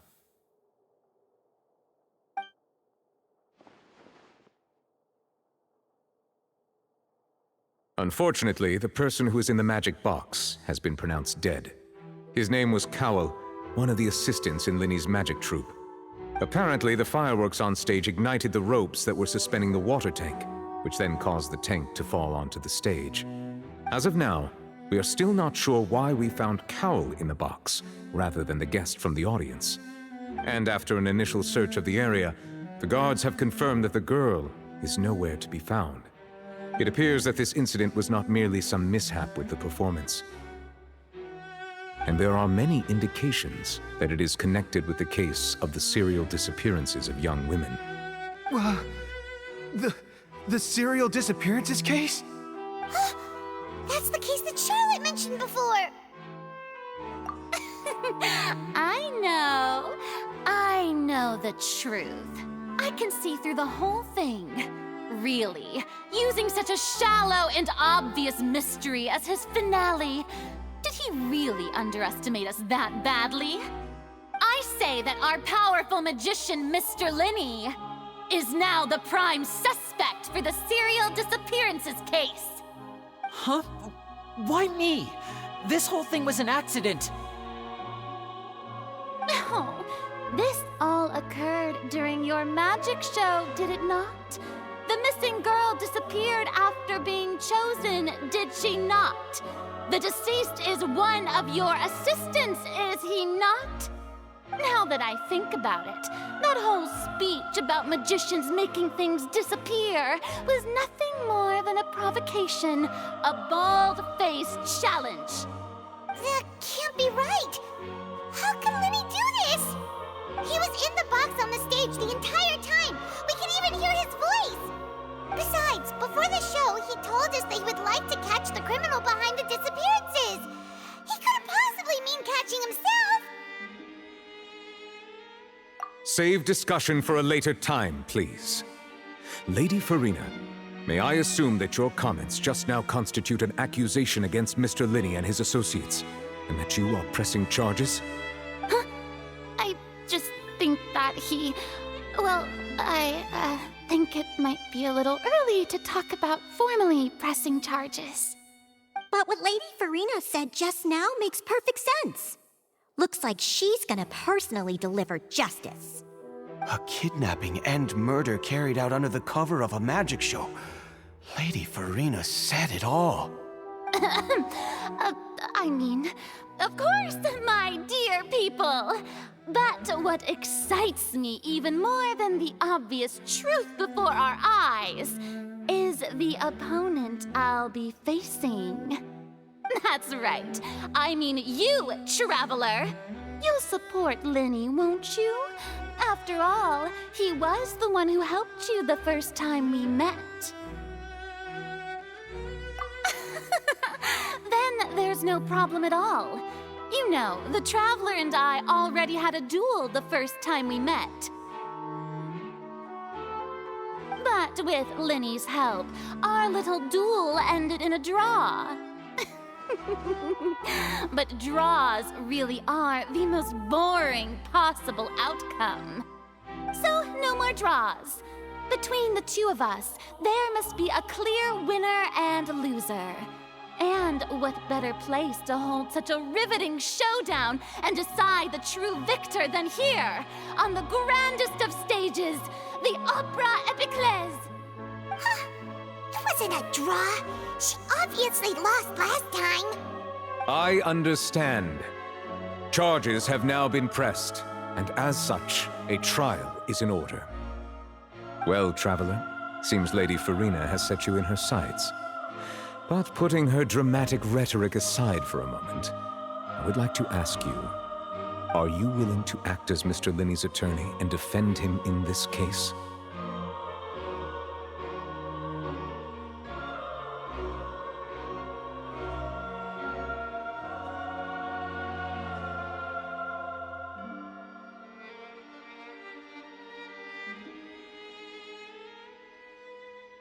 Very well. The trial will be held a day from now in the Opera House. Both sides may investigate the scene to build their cases and search for the truth.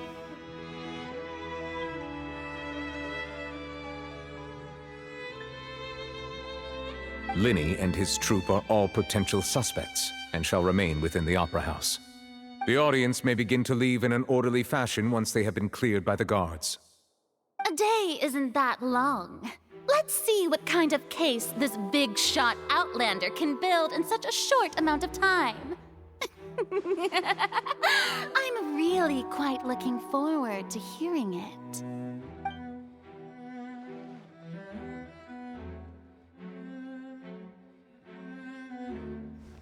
Linny!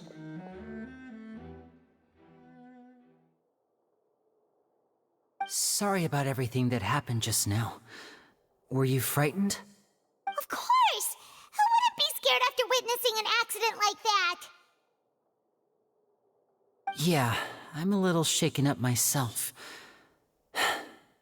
How could this happen? And poor Cal. I know you already claimed that you would defend me, but now it's just us talking. Tell me, do you think I could... Good to hear. Thank you so much for trusting me. I'm sure everyone sees me as the biggest suspect at this point. But if you ask me, the whole thing is mysteries layered upon mysteries, such that all that's left is confusion. I don't know whether what happened there on the stage was purely an accident or not, and I don't know why poor Cal was in the box. As for how that girl chosen from the audience could suddenly disappear, I'm afraid I don't have any answers either. If someone tampered with my performance, then we need to figure out what they did. Even a skilled and knowledgeable magician like myself couldn't pull all that off in just 1 minute. Which is precisely why we need to investigate! As this book says, the impossible could not have happened. Whatever happened must have been that which is possible. Paimon bought them when we were reading at the bookshop in the city earlier. Pretty cool, huh? Don't worry, Paimon used her own savings to buy them. It wasn't from our travel funds. I think they look cute on you, Paimon. You have good taste, Lynette! That's the right attitude. Feeling depressed isn't going to help me now. I need to get back to my normal self. But with the guards watching our every move, it's going to be especially difficult for Lynette and I to prove our own innocence. Good thing you agreed to be our attorneys. Thanks for that. We'll be counting on you. Yes, thank you so much. Yeah, just leave it to us. Oh, since we're going to start investigating, Paimon has a question first. Where did Lynette go during the performance? Ah, well, I'm afraid that would involve some of our essential trade secrets as magicians. The secrets behind our magic are past saving, Linny. I suppose you're right. The truth behind our tricks is going to be important evidence that will be weighted during the trial. 'Tis truly a pity. As a magician, our magic show is a work of art. We've poured countless hours and spared no effort. But if revealing our secrets will help you uncover the truth behind what happened, we should go somewhere else if we're going to discuss our magic tricks. We'll go speak with the guards, and in the meantime... All right, let's go have a look while the investigation teams are still here.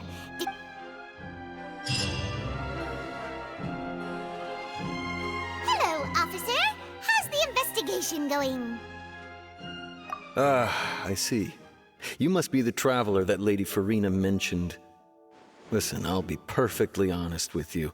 I'd avoid getting mixed up in this whirlpool of a mess if I were you. Huh? What do you mean? Come with me and you'll see. The deceased is one of Linny's assistants named Cal. Even though he hadn't joined the troupe long, he was hardworking and everyone generally liked him. The assistants are usually in charge of setting up and inspecting the props, as well as assisting with the show and keeping the crowd engaged. As you probably saw when you were in the audience, the water tank suddenly fell and smashed the This is the real mystery. We've already searched the scene and were unable to find any traces of the girl. However, if you look carefully, the box was positioned directly under the water tank. The ropes holding the tank were then burned by the pyrotechnics on stage, causing them to snap. All these factors lining up so perfectly makes it hard to see this as a mere accident. If anything, the more logical explanation is that the whole incident was intentionally planned, and Linny is the most likely person to have access to all these areas. But he doesn't have a motive! Are you both good friends of his? Well, you can't say we're good friends, but we've known each other for a little while. So in just a short time, he was not only able to win your trust, but even convince you to act as his attorneys. I know there's no such thing as magic. The real trick of a magician is holding the audience in the palm of their hand. I've seen a lot of cases, and I can tell you that people are the... Sorry, I tend to be pretty straightforward. Just know that I'm warning you for your own good. Anyway, you may investigate the scene of the crime yourselves if you're curious. Who knows, maybe you'll be able to come up with some new evidence.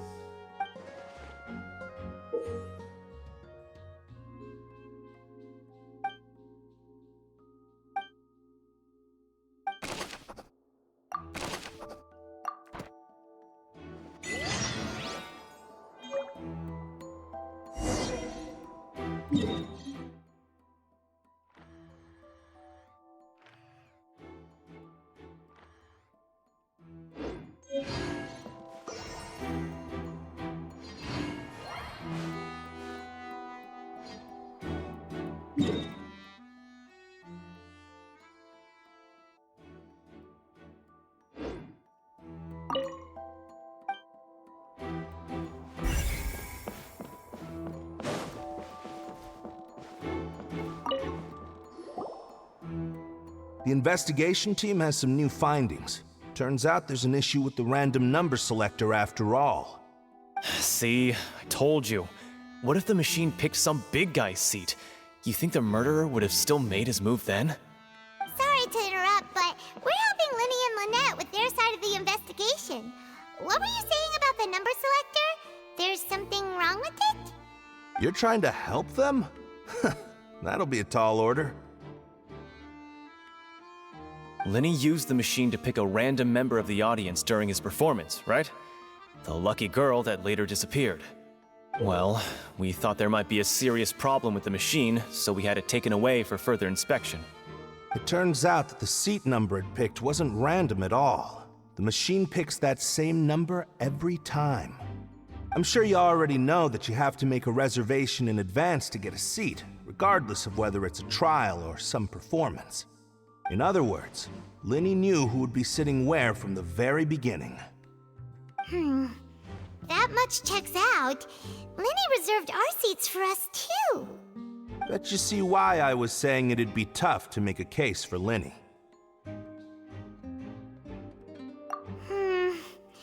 Even though it's bad for Linny's case, Paimon had better write it down.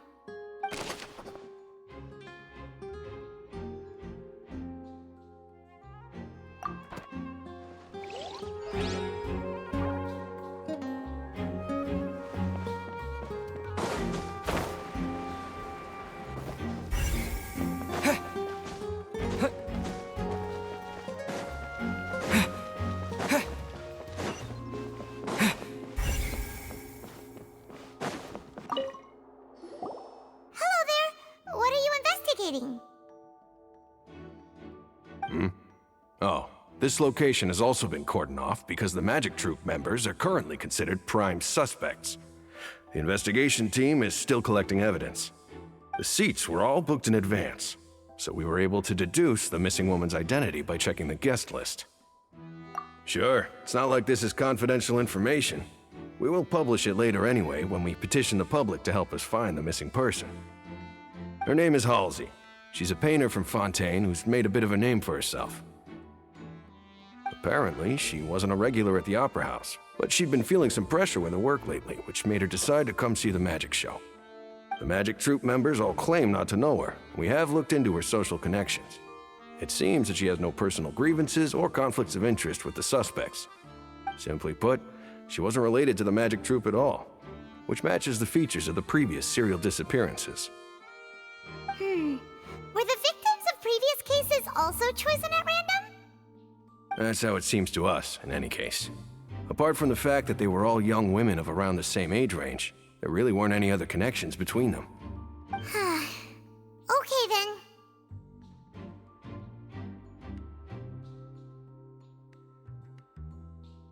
No need to be so formal. If you do happen to see the missing girl, please be sure to contact us. It is of utmost importance that we get to the bottom of these disappearances.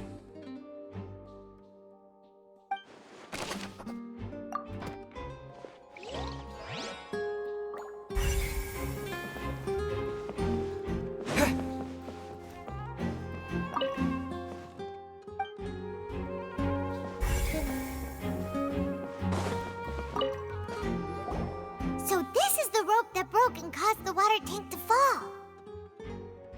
The rope looks pretty durable.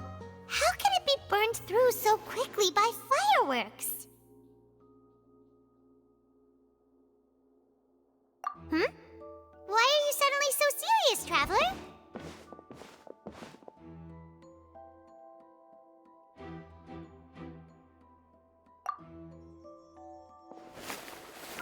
Whoa! Look! This bit is made from different material! Most of it was burned away, but there's still a little bit of it left.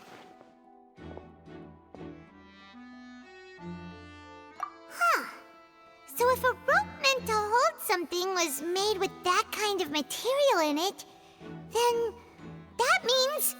Wait! Why don't you write all this down? Let's take notes!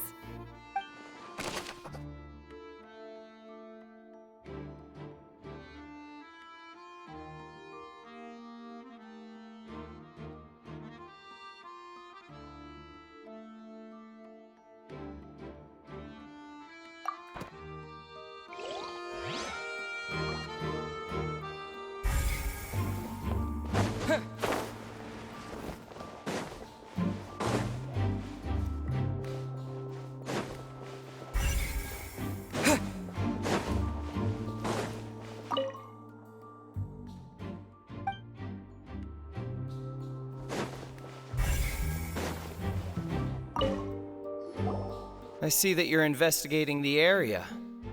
Well, it just so happens that I'm interested too. If you find any new and interesting leads, be sure to share them with me, all right? We don't have too many thoughts yet.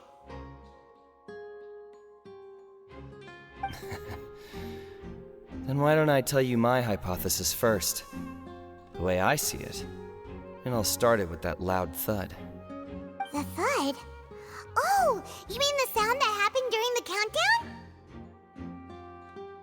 Yes, exactly. It wasn't terribly loud, but I suspect that most people heard it. It's just that everyone was awaiting the results of Linny's trick with bated breath, so no one paid it much mind. But now that the incident has happened, the thud has become an important clue. That makes sense. So, what do you make of it? I'm of the opinion that it may have been the sound of Linny's accomplice, Lynette perhaps, jumping atop the water tank or something like that. And when the pyrotechnics went off, she cut the rope, sending the water tank crashing down. But wasn't the noise we heard too loud for that? Perhaps the balance wasn't right, leading to a particularly rough landing.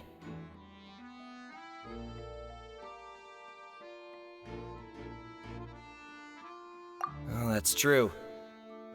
I suppose I must reconsider. That does remind Paimon, though. What was with that sound?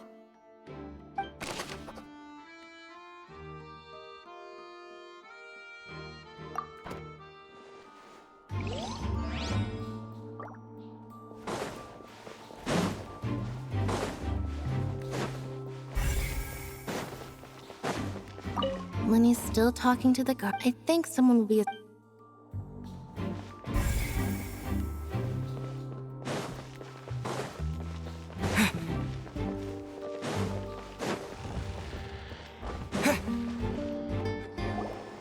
Hey, you!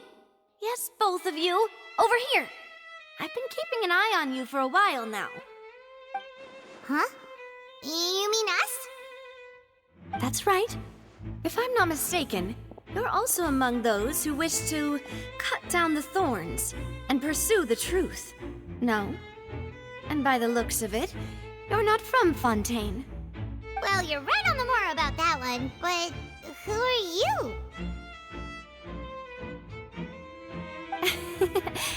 Have you never heard of the Spina di Rosula? From mediating disputes and providing protection to solving conundrums, you name it, Spina di Rosula does it. And I, Navia, have the honor of being its renowned president. Though those who play by our rules call me boss. I'm Silver, her attendant. Pleased to meet you. And I'm Melus. Demoiselle's various daily needs and affairs are under my purview. Huh? Boss? Demoiselle? What gives with the names? Well, I am the second generation president. Melus and the others are still used to my previous title. My apologies, Demoiselle. Should you prefer, boss, I will endeavor to use that instead. No, no need. You don't have to call me boss. Just Navia is fine. Okay, if you say so. Not that we're members of Spina di Rosula anyway. All merely trifling details. Never mind. Now, back to the situation at hand.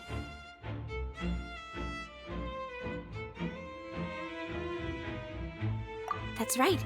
I've always kept an eye on the serial disappearance cases. My interest stems from a matter back from my father's time. Judging from the look of things, I find Linny an unlikely mastermind. Really? We think so too! That's why we're looking for clues now. But how did you come to that conclusion? Intuition, naturally. My unparalleled intuition. Noirceur was quick to point the finger at Linny without any decisive evidence whatsoever, wasn't she? But that's not uncommon for her. If you remember, the Justice had to interrupt her and ask if she was pressing charges just to keep her from getting carried away. Anyway, a trial begins the moment someone levels charges. And, of course, there was no way Farina was going to back down in that situation. Sounds more like you just don't trust the Hydro Archon. Well, what's your opinion? I must admit that she can be interesting at times, but liking her doesn't mean that I'll blindly agree with her.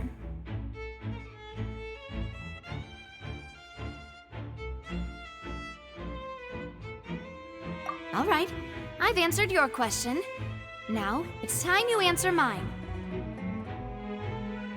Wait a minute! Did that answer count? Well, I say it does. But don't worry, you won't hear any pointless questions from me. In your opinion, do you think it's right to treat a trial like it's an opera?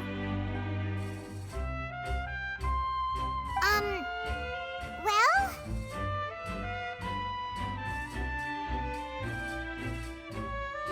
And why would that be?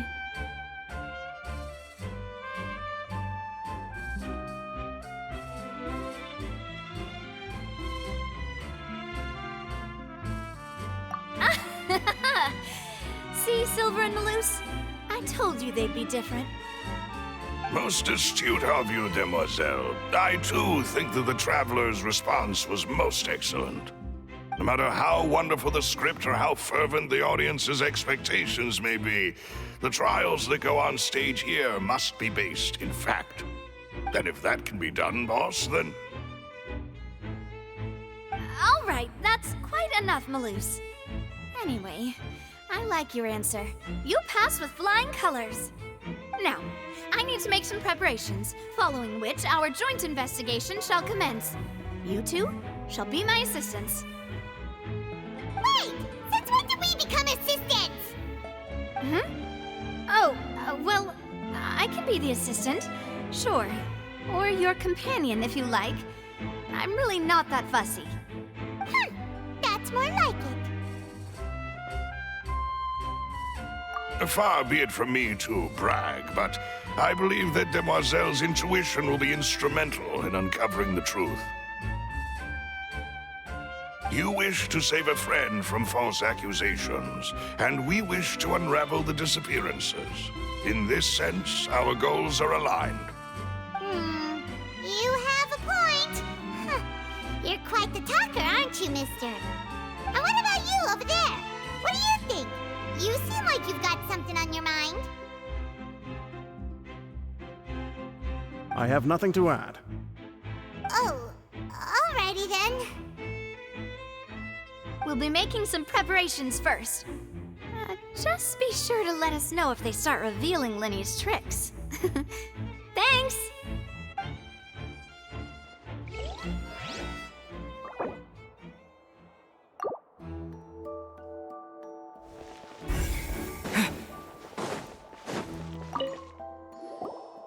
Sorry, but no one can freely enter or exit the Opera House at the moment. If you wish to leave, you must register your identity with us first. No, we're not leaving. We're representing Linny and Lynette as attorneys, so we're investigating the case. Were you always guarding this entrance? Yes, after the Chief Justice gave the order, everyone coming in or out must undergo a strict inspection. So, the missing girl couldn't have left from here. At least, not from that point on.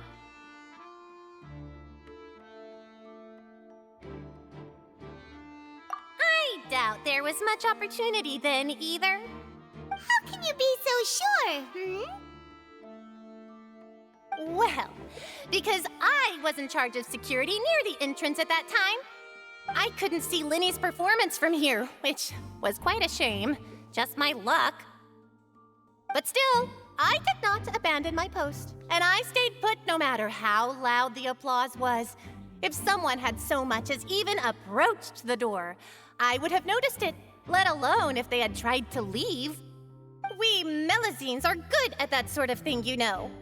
So, it's safe to say the girl couldn't have left through here. Alright, thank you for your help. This will be useful info.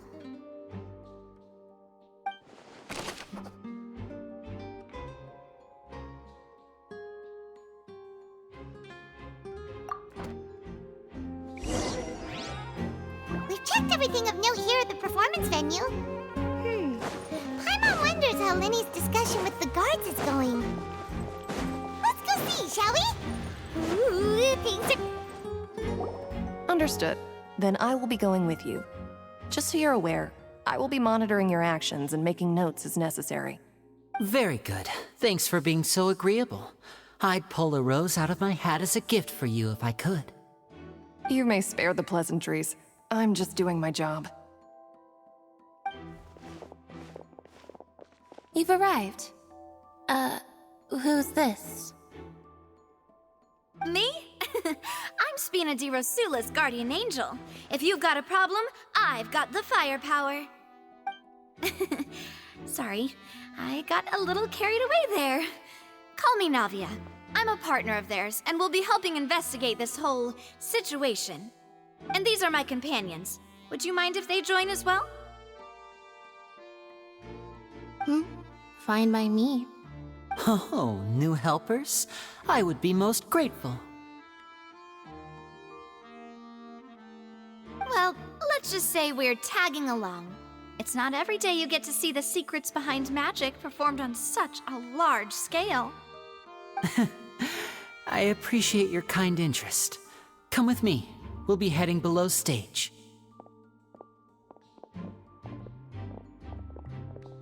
Huh? Below stage? Yes, a world of secrets is hidden beneath this magic box, prepared specifically for this switcheroo trick. But before I reveal everything, you should have a look first. Notice anything strange here?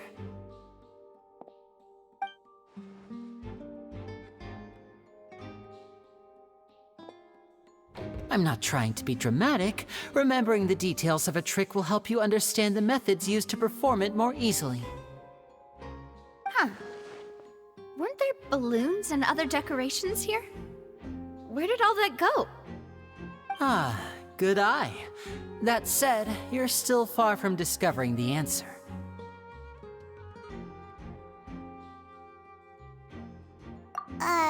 The back?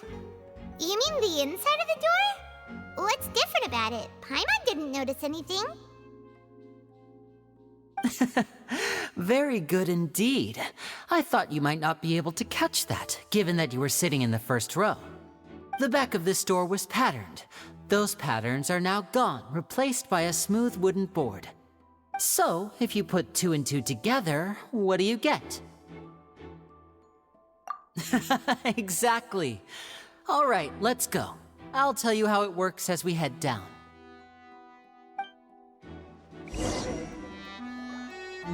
Oh, so there was a passageway under the magic box! I knew you'd figure out most of it as soon as you saw this place. The 2 magic boxes are positioned right above the 2 entrances of the tunnel. See this flatbed trolley? The box with the lucky audience member in it would be shuttled over to the other side using the trolley. This trolley can raise and lower and even rotate, ensuring that the box will face in the right direction. I see. So that's the purpose of the box inside another box. Precisely. The inner box would descend after the audience member was put inside and be moved along the trolley, all while the outer box would remain on stage as if nothing had ever changed. So that's how you did it! Once the box was lowered, the trolley would store some energy through this device here, with which it would complete the rest of the steps. The audience member would only be able to feel some slight movements in the dark, and by the time she walked out, she would already be back on stage. Right! You were talking that whole time, and you even came out for a moment near the end! Ah, yes. A phonograph operated by Lynette was used to achieve that effect. My assistant and I had already scripted our conversation beforehand. When the countdown began, I had already gone to the opposite box via a tunnel using that ladder. And what about Lynette? Where was she? I was in the mezzanine space in the back of the box. Oh, interesting! That's how we were able to coordinate Linny's lines with the assistant. And, by the way, I was the one who walked out of the box at the end. I mean, we are twins. All it takes is a change of clothes and no one can tell who's who. And that's my favorite part of this trick. Only Lynette and I can perform it. So that's how it all worked! Wow! Every detail you revealed was more amazing than the last! Lynette would briefly walk out of the box and then go back in, jumping into the tunnel and escaping before the box on the trolley could finish ascending. And then I walk out of the other box in the audience area, and the trick would be complete. The operative word here being would.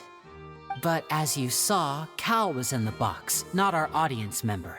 She, on the other hand, mysteriously vanished. We really don't know how that happened.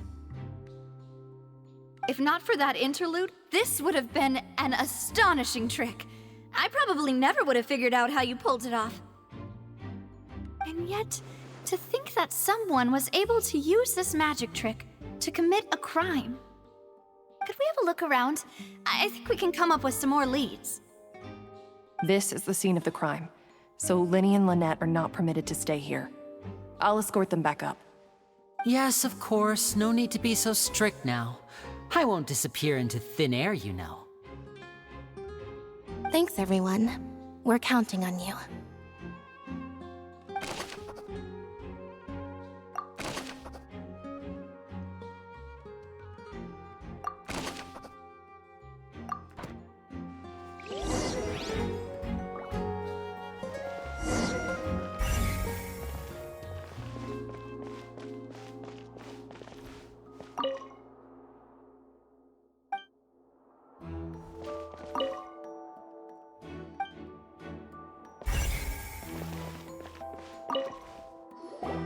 Huh. What's this? Looks like a hook tied to the end of a rope. Huh? There's all kinds of odds and ends here.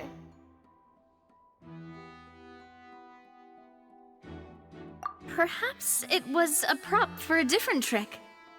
But why would it have been left here? Whatever it is, let's make a note of it first.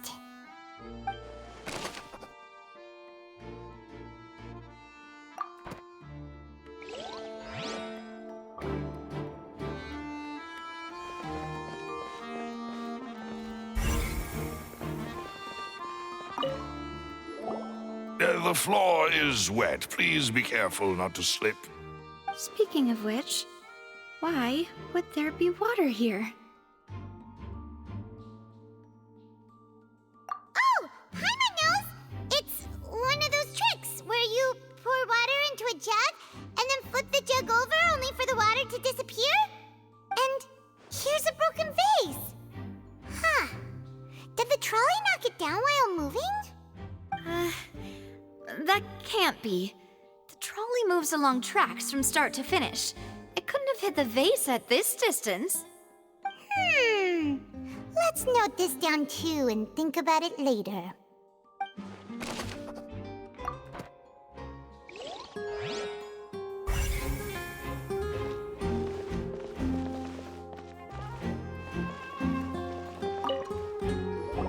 Oh, these are the clothes that the lady chosen from the audience was wearing, right?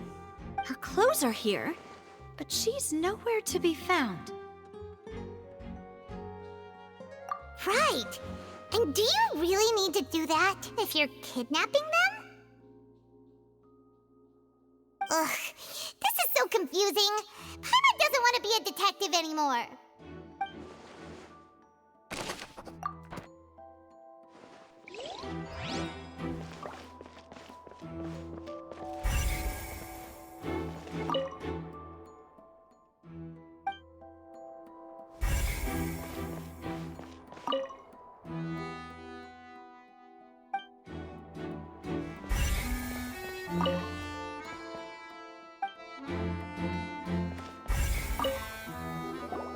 What is this place?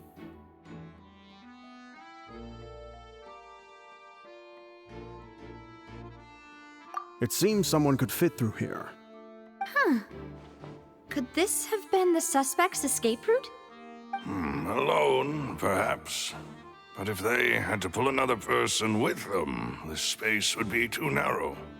But there are no other ways in or out of here.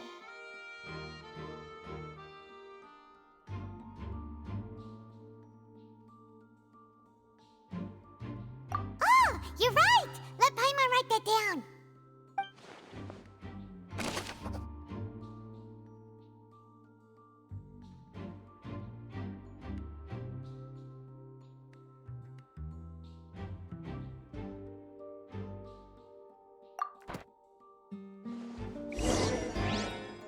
Seems we're just about done investigating down here.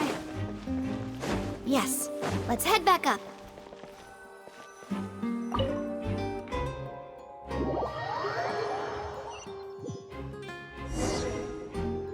Well, we've ascertained the state of the crime scene. Let's find a place to sort out our findings once Malus returns. It seems to me that there are several things that don't add up here. Apologies for the wait, demoiselle. So, what did the guards say? Did the criminal escape through the vent? They believe the odds of that are very low, since the vent leads to the Opera House's basement. The guards have checked the area carefully. No one left through the basement during the performance or after the incident, and no one was found hiding there.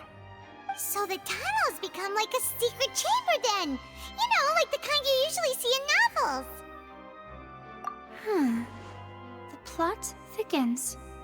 Halsey's disappearance and Cowell's death are both quite inexplicable.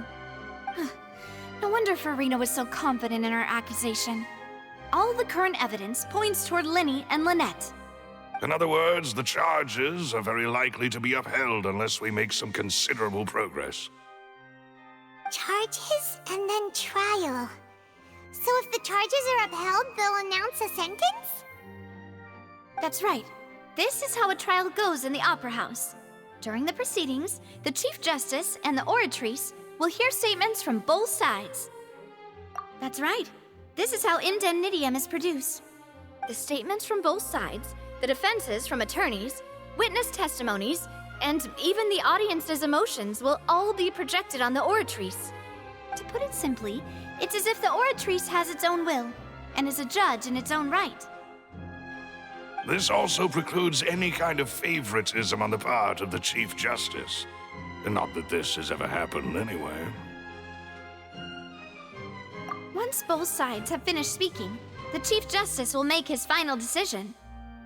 This, too, will be used by the oratrice as a reference. Then, finally, the oratrice will be consulted by officials. The result it returns is the will of justice itself. Huh? So that machine is the one that actually decides? Paimon thought Neverlet called the shots. In practice, there is very little difference. Both have always come to the same judgment, which is why people have great faith in the Chief Justice. Ah, yes, the guards also asked me to convey that none of us will be allowed to leave this place before the trial. Huh? Why? Because we've chosen to act as the twins' proxies. That makes us persons related to the case. They're concerned that we might be colluding with outside parties, or that we might find outside help to disrupt the case. And even if that were not so, it could prove problematic if we happen to spread key information about the case ahead of time. I'm ready to break out at any time. Whoa, whoa! There's no need for that! Paimon thinks they have a point. That said, are they providing food? Of course. I just hope you don't mind the lack of options. I'm afraid that catering to all tastes is not in the cards, nor is any guarantee of balanced nutrition. In that case, let's just sort out our findings together here. Pity.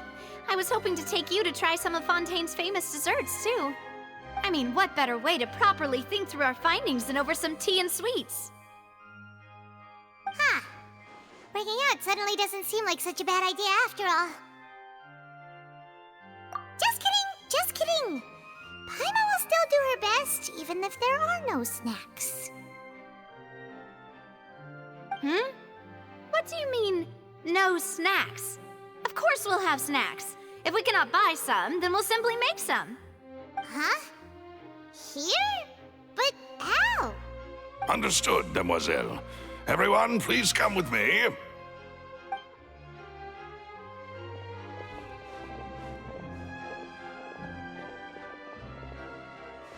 Wait, you're carrying a portable stove with you? Yes, I must be prepared to meet the Demoiselle's baking needs whenever the fancy strikes her. I have eggs, sugar, and almonds at the ready. Good work, you two. Then I'll get to it. Please sit tight for a moment. You'll get to taste my awesome snacks soon enough. These three are quite the interesting group.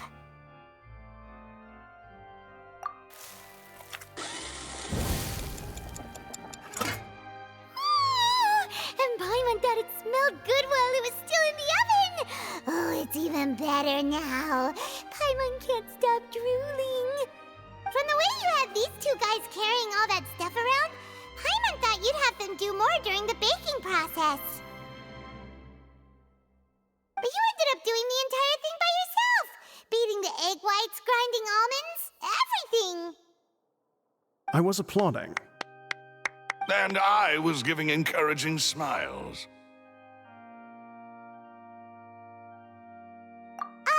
Paimon was just thinking, aren't you worried about getting your fancy dress dirty beating egg whites and baking like this? Well, I don't think it's carved in stone anywhere that fancy ladies can only read books, sip tea, ride horses, and play the piano. I just really enjoy making snacks. Don't underestimate beating egg weights, by the way. It's a real arm workout. You also need to beat them to just the right consistency, or your macarons will crack. Anyway, give these a try, fresh out of the oven. There's 3 for each of us. Only 3? Well, eating too many sweet treats might send all that sugar to your head. You wouldn't be able to think clearly about the case on a sugar rush, would you? Tea is ready to be served as well. This is Demoiselle's favorite, strong black tea with a floral fragrance that clears the mind and lifts the spirit.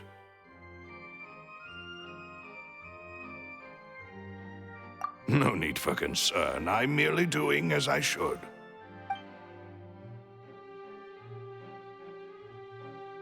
All right then. Down to business. As Paimon mentioned previously, the tunnel seems to be something of a secret chamber. However, we can assume that Linny and Lynette were not alone within it. Some criminal also occupied its sealed confines. The magician twins could have committed the crimes, of course, but they lack any logical motive. Exactly! Why would they do such a thing right when everyone was watching?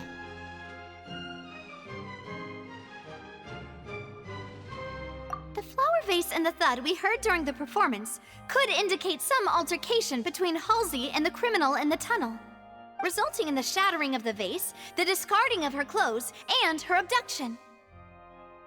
Perhaps the criminal thought that since she was chosen from the crowd, she would be too easy to identify if she was still wearing the same clothes. Paimon thinks that makes sense, but the real trouble is...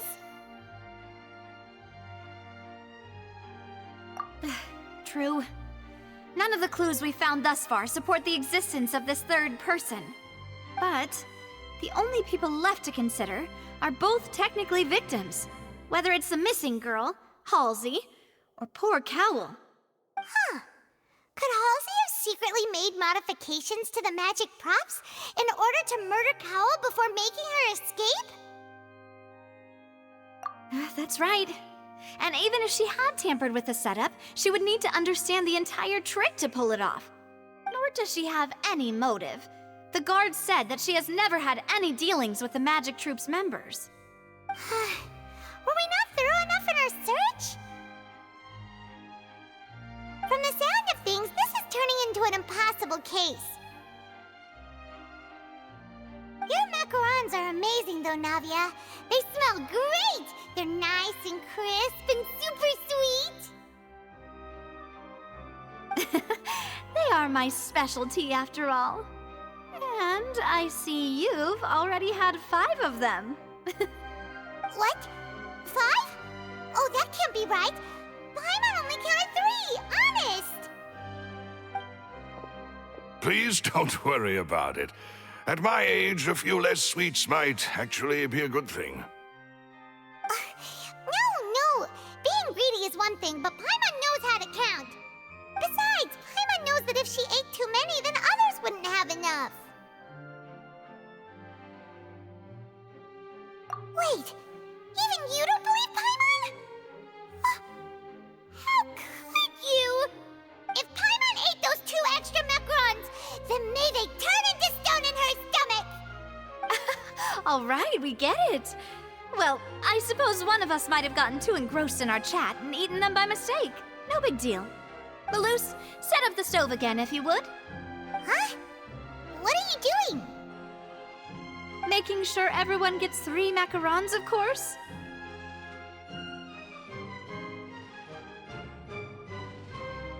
Exactly. We don't want to trouble you. As you wish, demoiselle. And I have the egg, sugar, and almonds. Well, this really is your hobby, huh?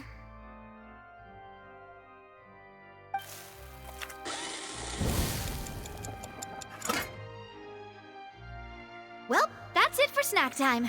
I'm going to have another look around the area. I don't know what we're looking for yet, but we've still got some time. As attorneys, I suggest the 2 of you think the case over again. It would be awkward if you got all tongue-tied on stage during the trial. All right, thanks for your help, and for the snacks. It nothing. A small task for the Spina di Rosula. Silver, Malus, it's time to go. I'll be back if I find anything new. All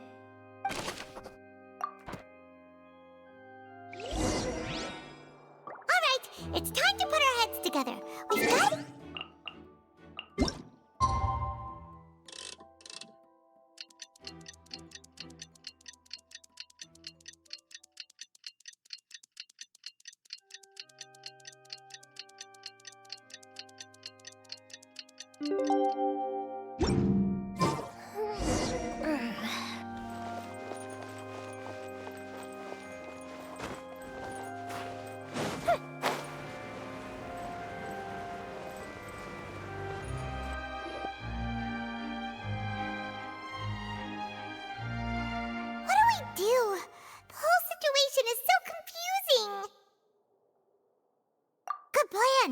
Impossible things don't just happen. We'll get to the truth one way or another. Just relax.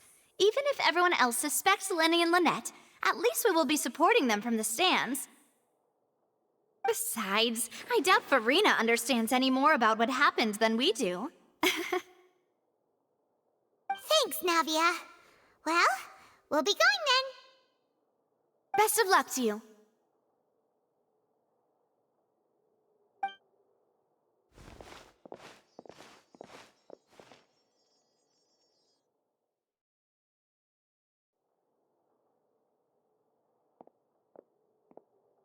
Ah, finally, you're back.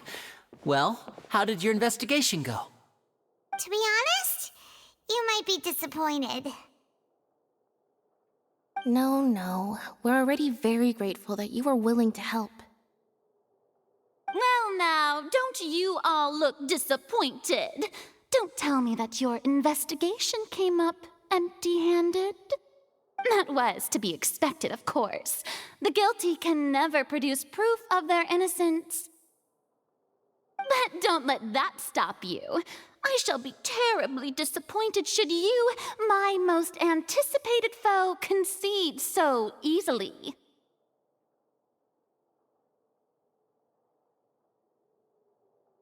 Since both parties are present, I declare that the trial regarding the magic show incident is now in session. Firstly, in order for the audience to understand the causes and results of the incident, could we please have Mr. Linney explain the trick? Yes, of course. I will explain while Lynette demonstrates on stage. All the necessary items have been prepared.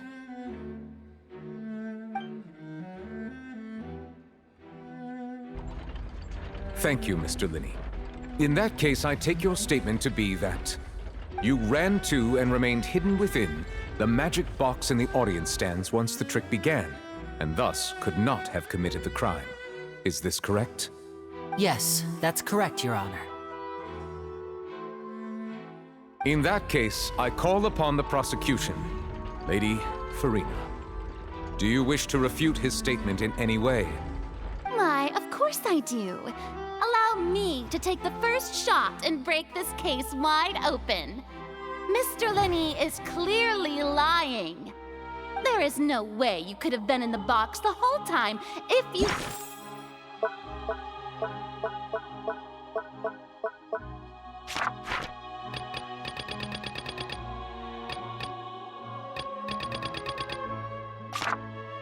were to abduct Halsey and murder Cowell. In fact, I'd say you were hardly in that tunnel at all. That is simply your hypothesis based on the presumption that I'm guilty. Oh, is that so? And if I may ask, what did you hear while you were inside your box? The roaring countdown of the crowd, of course. That's how I kept track of the time and built anticipation for the finale. And you didn't hear anything else at all? Nothing that might leave an impression of any kind? No, nothing. I see. But when the count reached 30 seconds or so, there was a thud. One so loud that I believe practically everyone heard it. Huh? Hey, hang on. Something's not right here.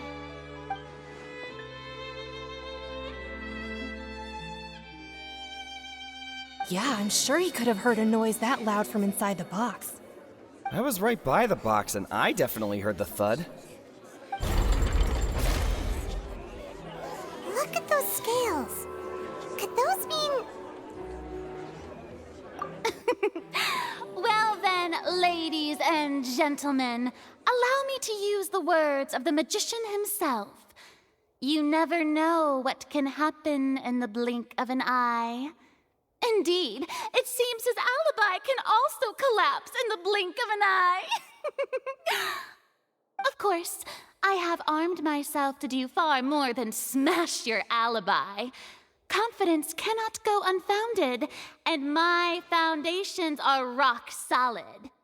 Tell me, aren't you and Lynette actually from the House of the Hearth?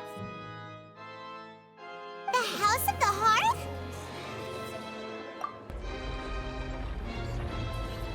No wonder they did something like this. So the serial disappearances were the Fatsui's doing. Now it all makes sense. I've got a feeling that what happened on stage probably wasn't just an accident. That's irrelevant. Our identities have nothing to do with what happened. Indeed. Then perhaps you could tell us everything that happened during that 1 minute. Your first priority is to prove yourself innocent after all. I'm sure there is little that needs to be kept secret now. Unless your script already has holes in it. The Outlander is speechless. My, oh my, don't they look flabbergasted? Now comes the infighting and discord, I suppose. This was almost too easy. Good thing I made all those preparations. Seems the all-nighter I pulled last night is really paying off. Hey, Linny! Why didn't you tell us this before?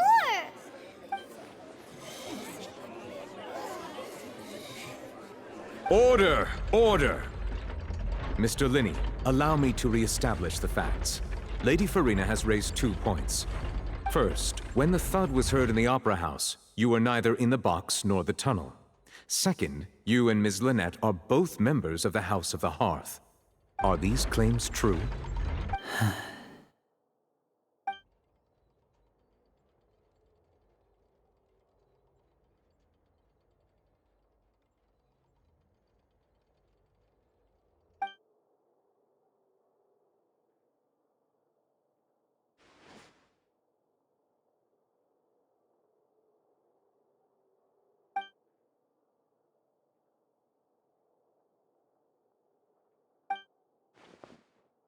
Please answer my question, Mr. Linney.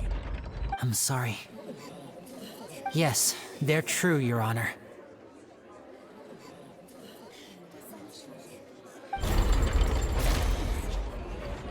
I knew it! Well, that's it. We might as well move on to the sentencing already. What should we do now?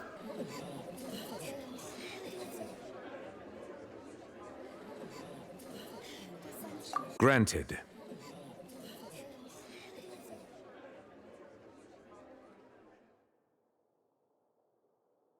In that case, what is your request? Is that really necessary? They're already as good as guilty. The defendant deceived their own attorneys. What is there left to discuss? Order! Order, I say! Your request is reasonable, and we shall adjourn. This trial will reconvene in 1 hour. So you would stick to Mr. Linney's defense even after knowing what you do now? You certainly have more professionalism than I thought. In that case, my dear audience, let's allow the joy of victory to steep for a little while longer.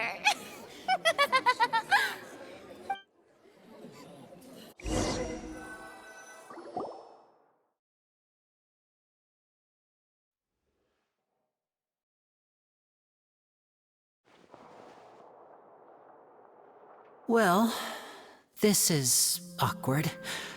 I didn't think the Hydro Archon would dig all that up. I'm sorry. Traveler and Paimon. Yeah, sorry. Ugh.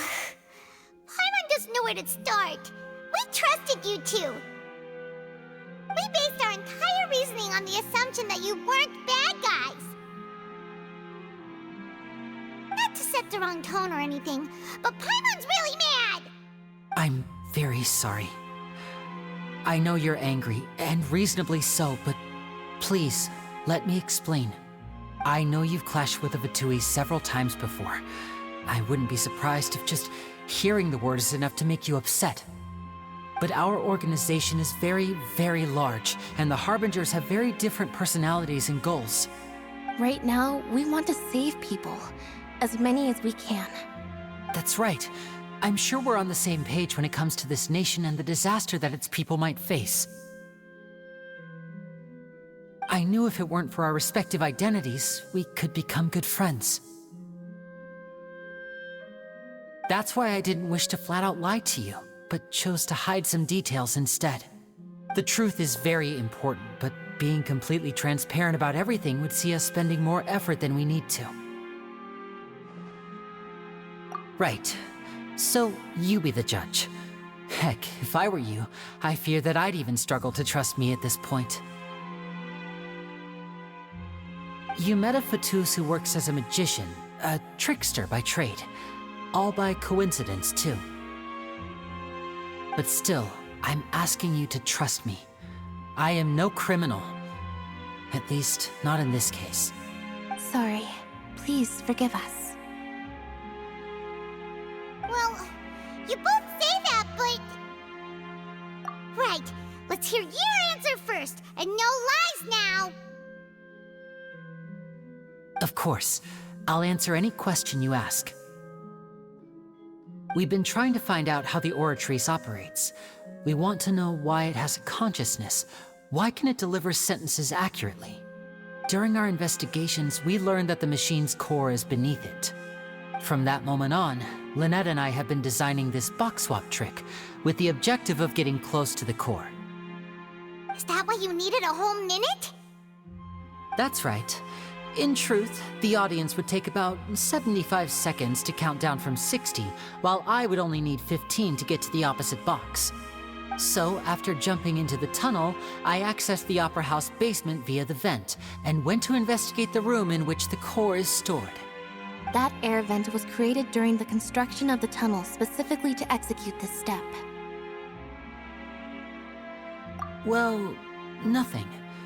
As soon as I reached that room and was about to investigate, I heard someone's voice. Which should have been impossible, of course. I was quite certain that I was the only one in the room. That voice seemed to recognize me and tried to speak to me. I chose to err on the side of caution and retreated the way I came. On the way back, I saw the broken vase and the clothes on the ground, but the countdown was almost finished, so there wasn't time to give it any thought. After that, the homicide occurred just as you saw.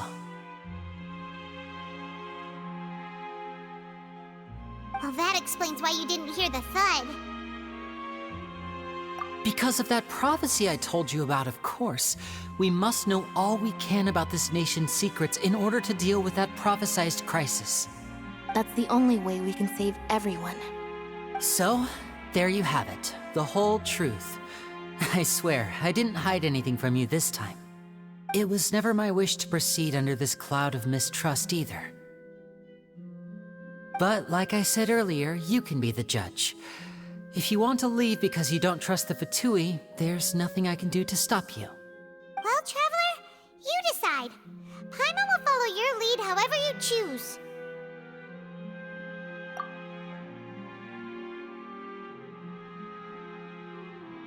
Okay, thank you. Thanks for giving us a chance. The current problem is that the scales are tipped pretty badly against you two.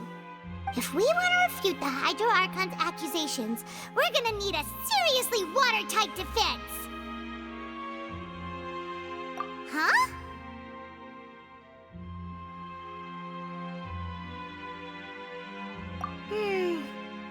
Oh, Paimon thinks she gets what you mean?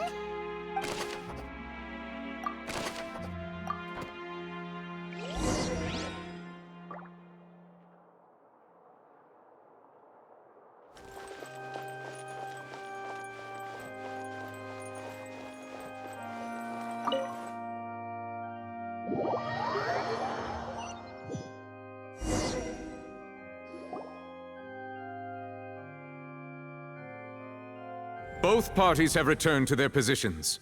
Let us continue the trial. When last we left off, Mr. Linney acknowledged the new evidence presented by Lady Farina as fact. Therefore, Lady Farina may continue stating her reconstruction of the events. Ugh, that took long enough. Now then, if everyone would lend me their attention. At this stage, let's revisit that scene from Linney's perspective.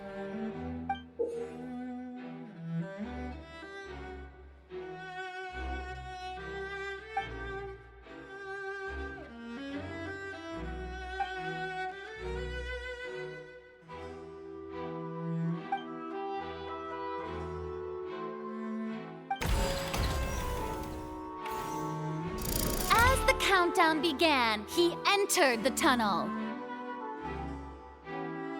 When the flatbed trolley passed, he opened the box and got into an altercation with Halsey, which caused the loud thud.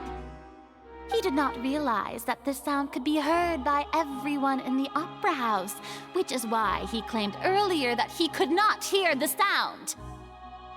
Finally, he used the vase to knock her out, before making her change clothes to prevent others from recognizing her. At this time, Cowell arrived in the tunnel, having heard that strange noise, and caught Linney red-handed. So Linney proceeded to knock him out too before stuffing him into that box. Afterward, Linney passed the unconscious Halsey to his accomplice through the magic box in the audience stands, before operating the devices such that Cowell's death would be ruled an accident. And there you have it. That's the truth behind what happened. Does the defendant's side have any objections to Lady Farina's description of the events? The key to refuting Lady Farina is the order of events. What Linney experienced, and what he saw.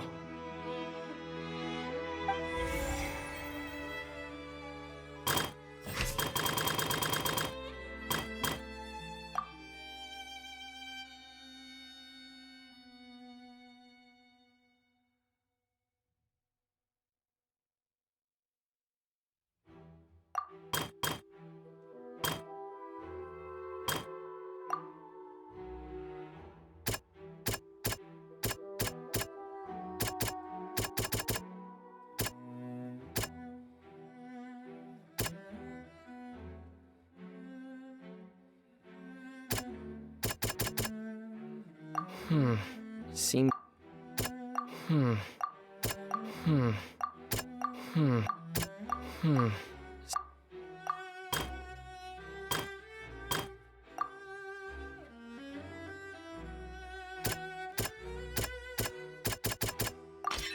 According to Linney, he left via the vent after entering the tunnel. He couldn't have had that altercation with Halsey.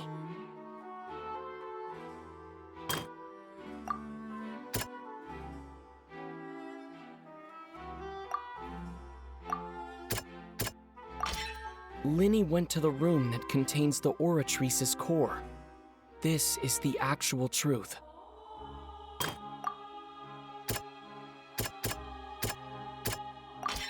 Linney did not take part in the underground altercation. He only witnessed trace... Attention! Ace Detective Paimon has something to say! When the countdown started, Linney did indeed go into the tunnel.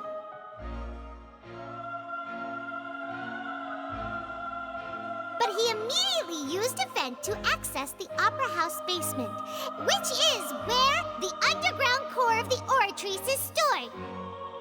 Once he reached that area, he heard a voice in what should have been an empty room.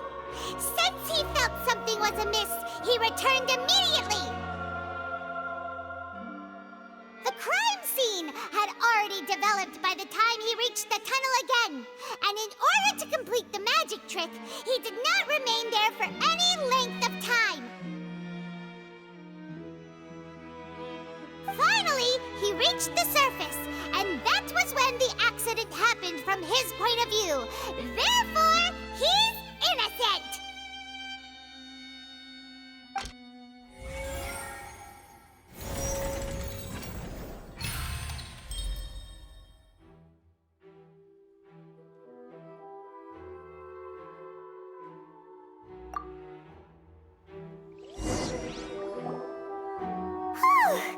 Paimon did it!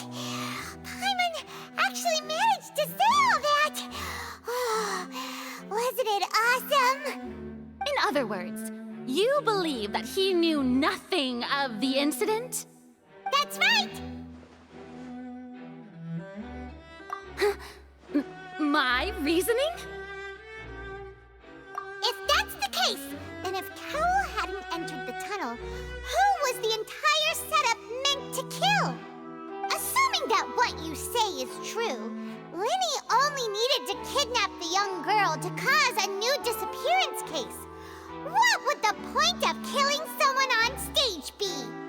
Oh, they have a point. That's right, you tell them! And that's why they're partners of mine. They've managed to turn things around.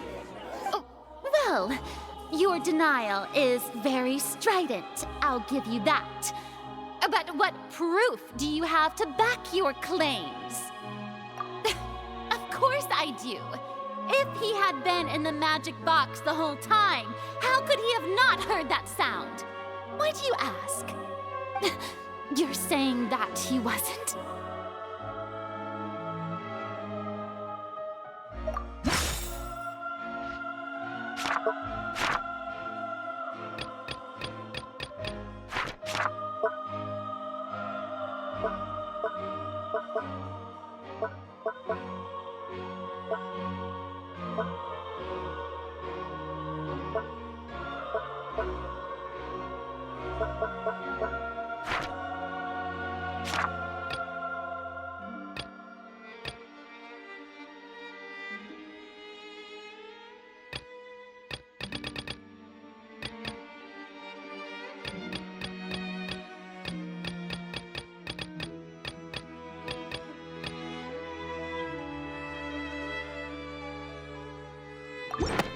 Sure we don't need to give this more thought. Paimon thinks...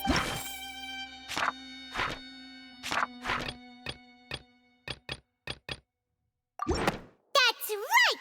Linny wasn't in the box or in the tunnel. That's why he didn't hear anything strange during the performance. This means that when the crime happened, Linny had already entered the basement via the vent. The same clue you used to disprove his alibi has now become the best proof! Ha ha! How do you like that? Well played. To think you'd use such logic.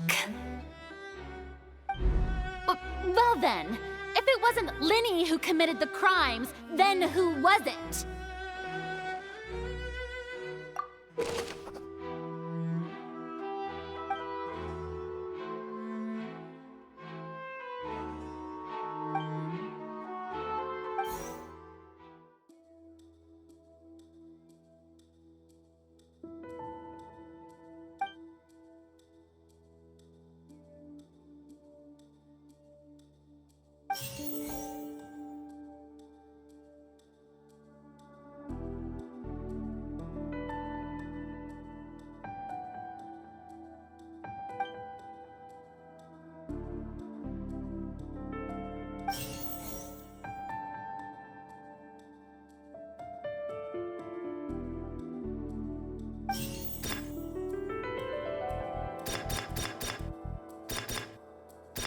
The deceased's name is Cowell, Linny's assistant. He would have been able to tamper with the equipment. Halsey is the missing person and an ordinary audience member. Or did she have her own scheme all along? Could there have been a third person involved?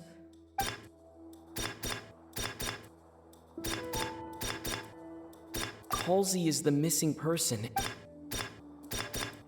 The deceased's name is Cal.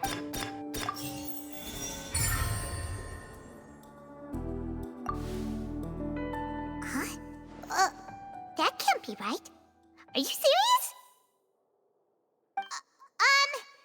The killer was, in fact, Cowl, the deceased!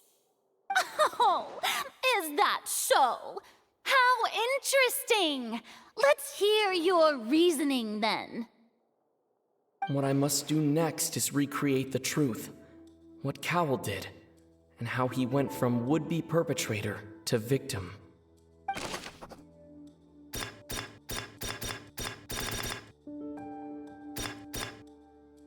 No one entered or left the Opera House through its entrances. So where would the criminal have wanted to take Halsey? The deceased's name is Cowl, Linny's assistant. He would... Halsey's clothing was in the tunnel, so there must have been some fear that she would attract attention. The sound we heard may have come from a clash between the mist... Linny was not in the tunnel at that moment, which gave our... It would have been tough for both people to fit into that vent. They would likely... Halsey's clothing was in the tunnel. The sound we heard may have come from...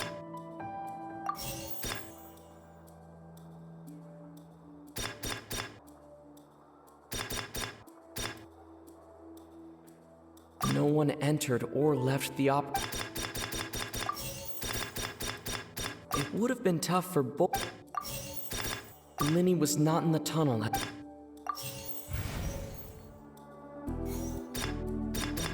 No one entered or...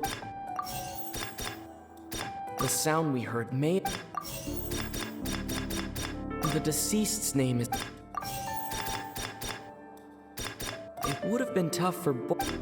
Halsey's clothing was in...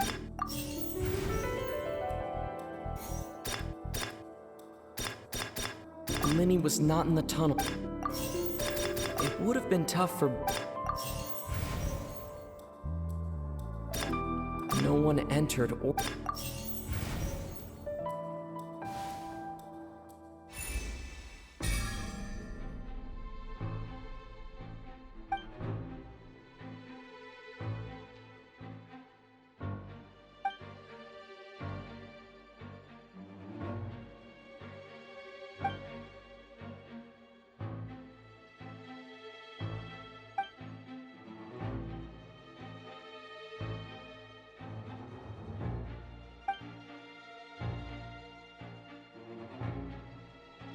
What's wrong, Traveler? Are you still having trouble figuring things out? I see how it is. So this was all just a bluff. And here I thought you had something to show for it. But it seems you're still far from the truth. Look, since we're at a dead end, why not consider a different track?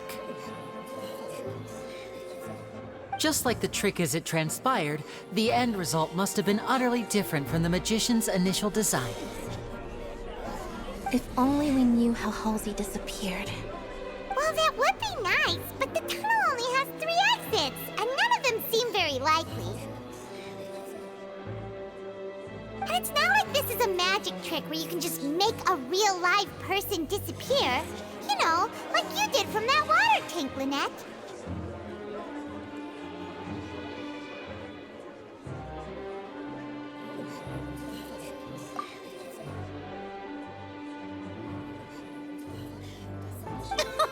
Excuse my interruption, dear opponents, but do you not see that the crowd is growing impatient? There is no greater sin in this opera house than an awkward delay in the performance.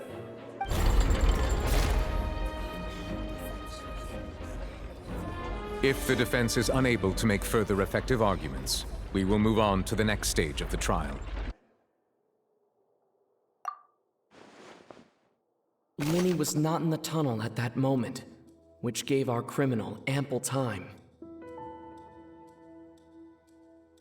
the sound we heard may have come from a clash between the missing Halsey and the criminal. The deceased's name is Cowell, Linny's assistant.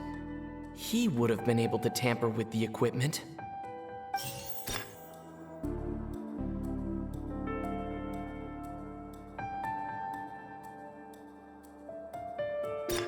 The vase was not broken by chance. It was used to cover important evidence. The water.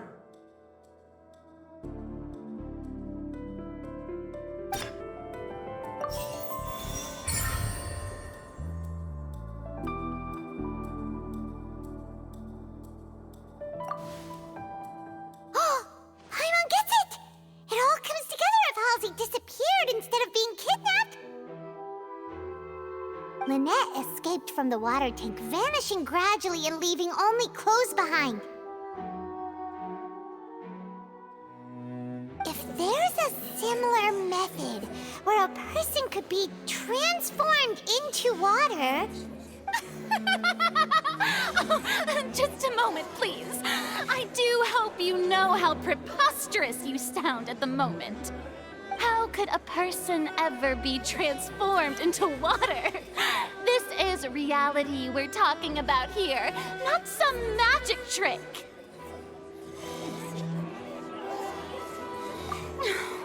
Must we really? I should think that of anyone. Your friend Linny already knows this truth very well. Magic tricks are ultimately just illusions and misdirection. But Halsey's disappearance is very real. We're talking about two completely different things. Even so, I trust the Traveler's judgment.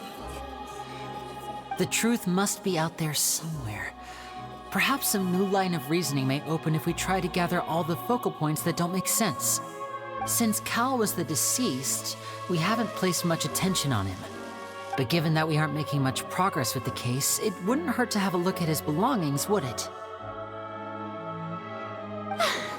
People really do come up with all sorts of harebrained schemes when at the end of their rope. The way I see it, your suggestion that we broaden the scope of our investigation is nothing but a tactic for stalling the trial. Nevertheless, I believe that this is a reasonable request on the part of an attorney. Since the trial does indeed appear to be at an impasse, I believe that additional evidence may help us make more progress. Guards, please step into the lounge and examine the personal effects of the deceased, Cowell. We are still examining the items, but we have already made critical progress that we feel must be shared with everyone post-haste. We discovered several test tubes of fluid within Cowell's baggage, each labeled separately. The notebook in his backpack claims that these fluids are water from the primordial sea.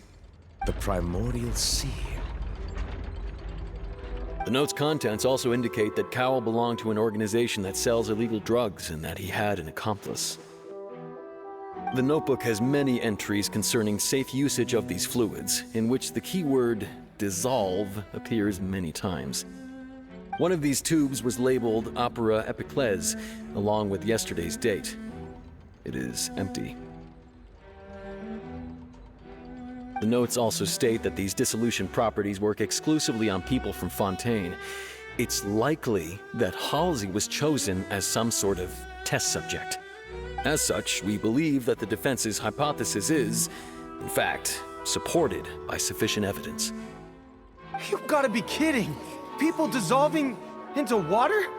Could something so ridiculous actually be true? Wait a moment. This reminds me of a certain prophecy, but it's just a coincidence, isn't it? Huh.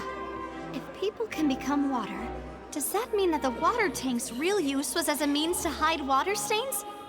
And if Cowell was targeting that girl... Wait just a minute. Could that mean... You two, with me, quick! Demoiselle, wait! What about your partners? Let's go. Just trust me. Order! Order! It is undeniable that further examination of the deceased's personal effects has yielded some surprising results. but we cannot yet verify the veracity of these clues. Still, let us assume that these clues are indeed authentic, albeit with the understanding that Ms. Halsey has yet to be found. Guards, please continue examining the items along these lines. Mr. Linney, it appears your hypothesis is supported by the evidence, so please continue speaking. Of course. Thank you, Your Honor. If we uphold this hypothesis, I believe that many of this case's seemingly unrelated clues can be connected together. Right! Like the metal hook! That one didn't make sense at all. Let's think about this. Cowell's methods must have something to do with that water from the primordial sea.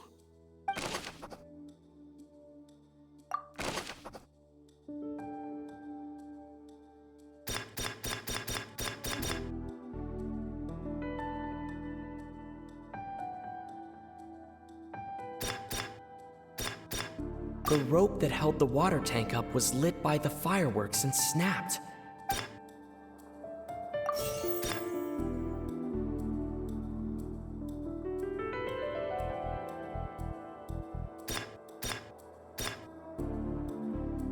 The deceased's name is Cowell. Linney's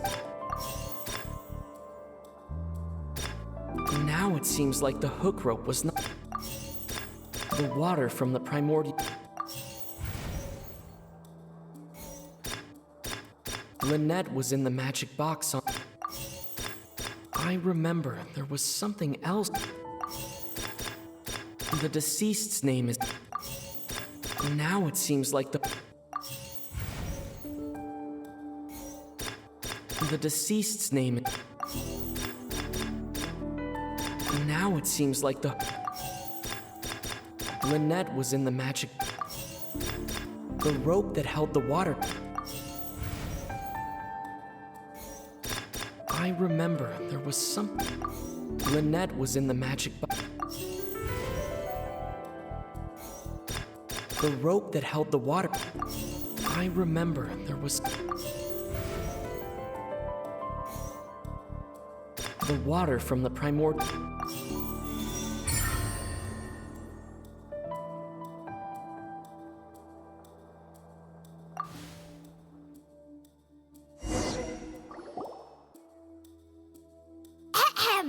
It's Ace Detective Paimon's time to shine again! In the original plan, Cowell would tamper with the water tank rope and the number selector securing his target. When the magic box containing Halsey was lowered, the metal hook would retract gradually and pierce the balloon at the top of the box. When the balloon attached to the box popped, the water from the primordial seed inside it would pour down and dissolve Halsey. Afterward, Cowell would enter the tunnel and break the flower vase to conceal the water inside the tunnel, with the remaining evidence being covered up by the water tank on stage. But he encountered something unexpected in the tunnel and wound up being fatally hit by the same water tank he meant to use to cover his tracks. Huh. That does make sense. That actually links together a lot of the more confusing pieces of evidence.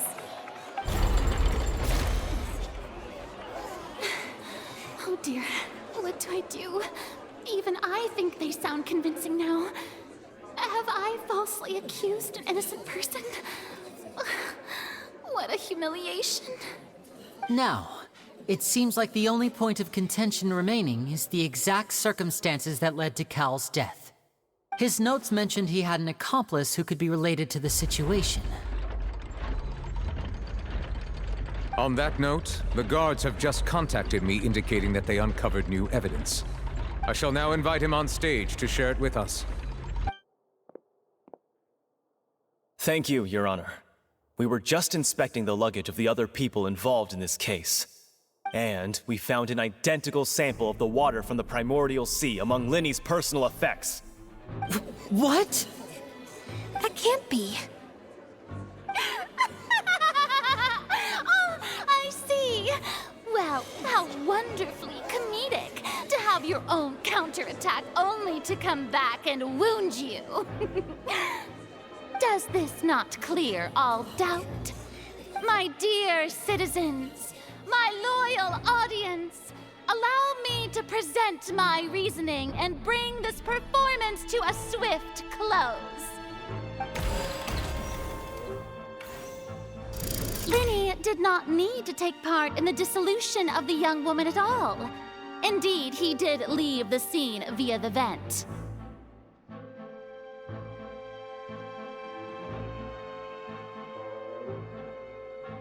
Having made modifications to the props beforehand, his accomplice Cowl then caused Halsey to vanish using the water from the primordial sea. But upon his return, in cruel avarice, Linny desired sole credit and prepared to do away with his partner in crime. Ultimately, he knocked Cowl out, and the tool meant to cover the crime up also became a murder weapon. Now, as much as I regret having come to such a viciously straightforward conclusion, it does seem that the famed Fatui is quite the cold-blooded and ruthless organization.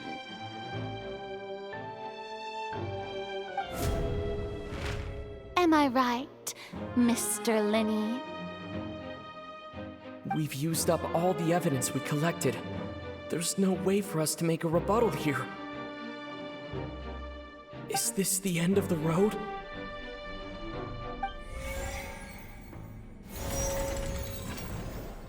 Oh no! Paimon can't think of anything either. It doesn't look like there's any way around this. Seems using the water as new evidence was too good a move. Why did this have to happen now? I think we've all seen enough now, and we have ample witnesses to my flawless reasoning. I believe this is indeed the finale. Now then, my good, noble Chief Justice, should we not, in your view, move... Excuse me, everyone, but I must interject.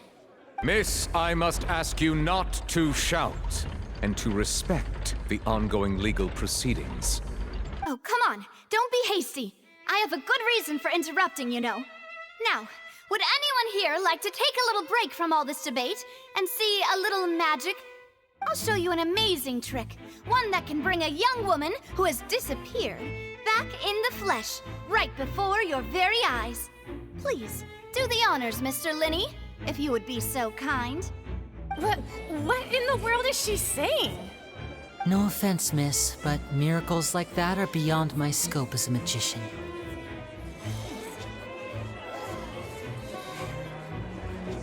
Come on now, don't be silly. Magic is all about misdirection, isn't it? It often conceals the truth while presenting a fascinating illusion. But once everyone believes the illusion, can't magic reveal the truth to them once again? And wouldn't such a trick be the most marvelous finale to today's performance?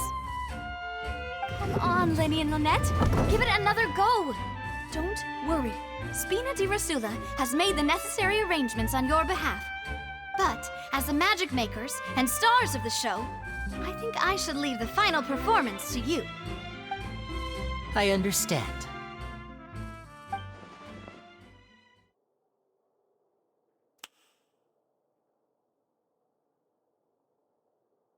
And voila!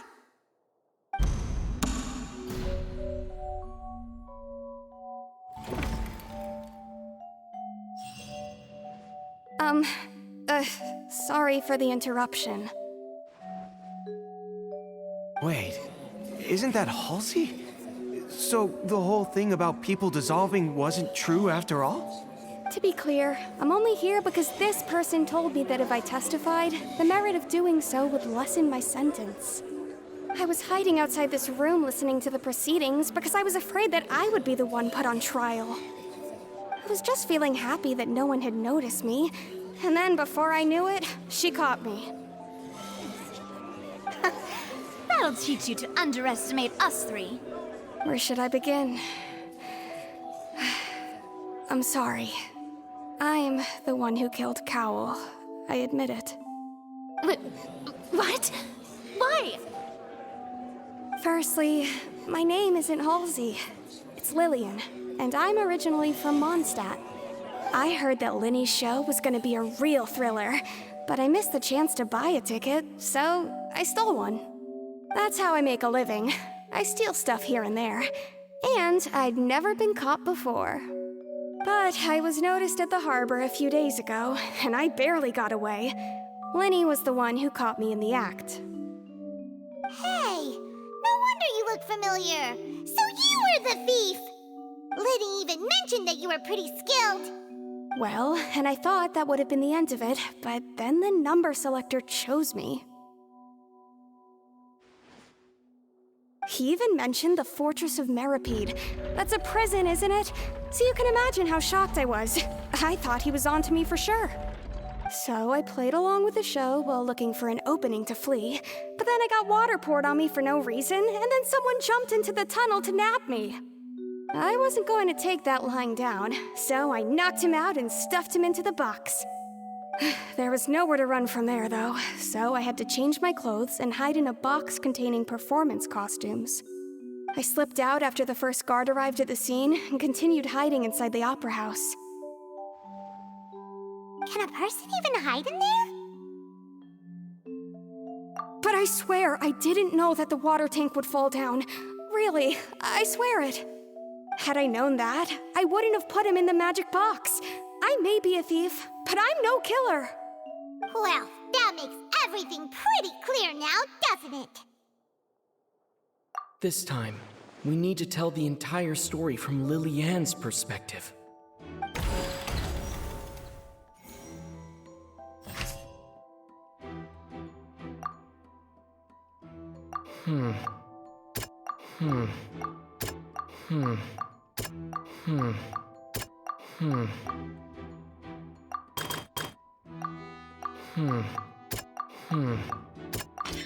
The strange...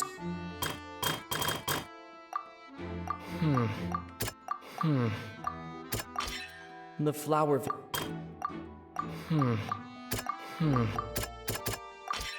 Lily-Ann... And it's Ace Detective Paimon time! Having been selected out of the blue, Lily-Ann panicked. Her panic only intensified after she entered the tunnel and had water poured on her head. So she kicked the door open, producing the thud we all heard. Hearing the commotion, Cowl leapt into the tunnel, only to discover that Lily-Ann had not dissolved. He did not know that Lily-Ann was not from Fontaine, but was a thief who made her way in by stealing a ticket. Mistakenly believing that the water from the primordial sea needed time to take effect, he tried to force Lily-Ann back into the box. The two broke the flower vase during the struggle, but Lily-Ann came out on top, knocking Cowl out and putting him in the box. With no way of escaping, she changed her clothes and hid in the costume trunk until the performance ended.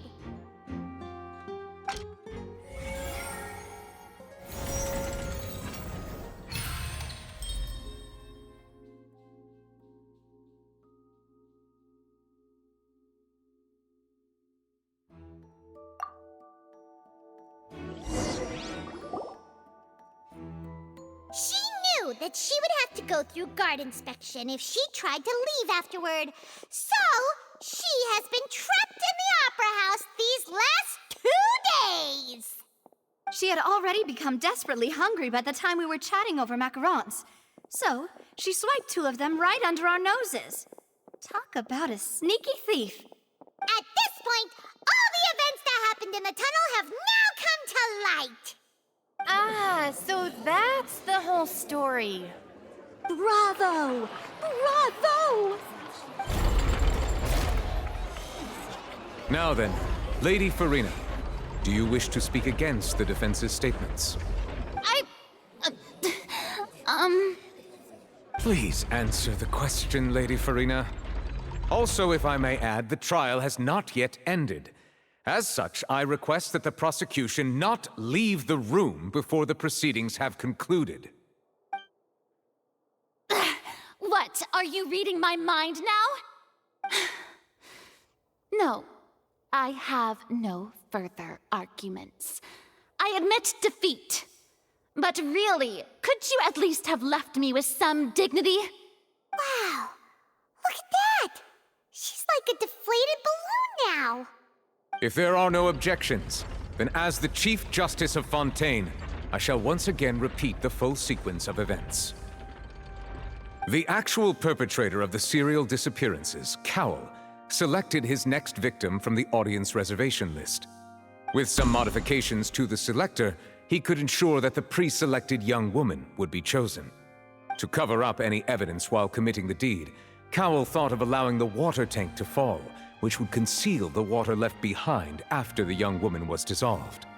He also tampered with the rope suspending the water tank, using the fireworks at the end of the performance to cause the tank to drop and hide the watermarks. He poured the water from the primordial sea into a balloon during the preparation of the magic box and stuck it to the box's lid. Finally, he passed the prepared hook on a rope through the gap in the magic box's door when bringing the young woman to said box. When the magic trick officially began, the box containing the woman was lowered into the tunnel, tightening the hook rope and bursting the balloon containing the water. If all had gone to plan, the young woman would be dissolved at this time. However, Liliane was not from Fontaine and thus fled the box with a loud noise. Realizing that there was trouble, Cowell entered the tunnel and met Liliane. Thinking that the waters had not yet taken effect, he decided to proceed. However, his opponent was more capable than he thought, and he was overcome, knocked unconscious, and placed into the magic box, and thus became his own final victim. Liliane, according to her own statements, then changed clothes and hid until the performance ended, before hiding in other parts of the opera house. As for Linny, he was in the underground structures within the opera house, and was thus ignorant of these happenings. From this reconstruction of events, we can conclude that Linny, the accused, is in fact innocent. While there is much in Linny and Liliane's conduct that should still be investigated separately, this case, at least, can be handed over to the Oratrice to make the final decision.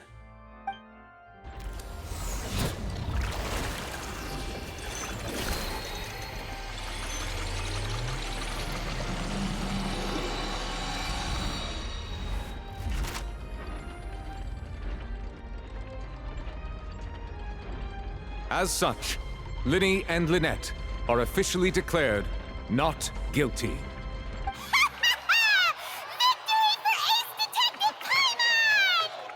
Great work, partners.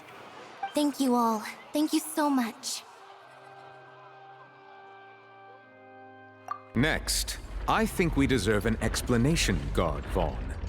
How did you find the water from the primordial sea in Linny's baggage? Right! Your discovery caused me to make a serious mistake, you know. Or was that not a discovery, but false evidence that you dared to bring before this court? I suspect that the accomplice mentioned in Cowell's notes was not Linny, but you, yes?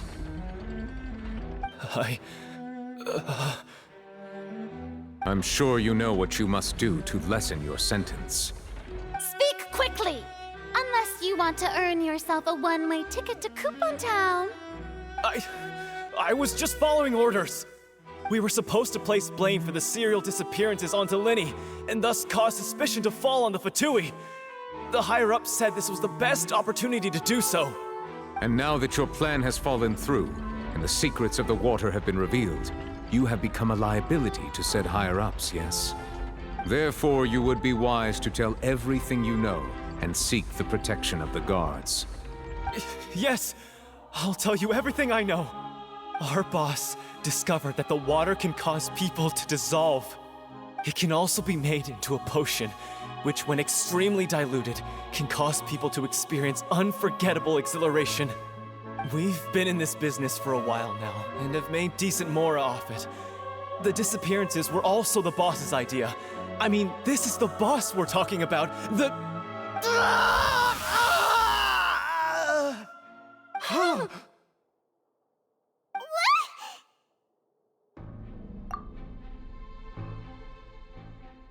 And now he can no longer talk. Such ruthlessness.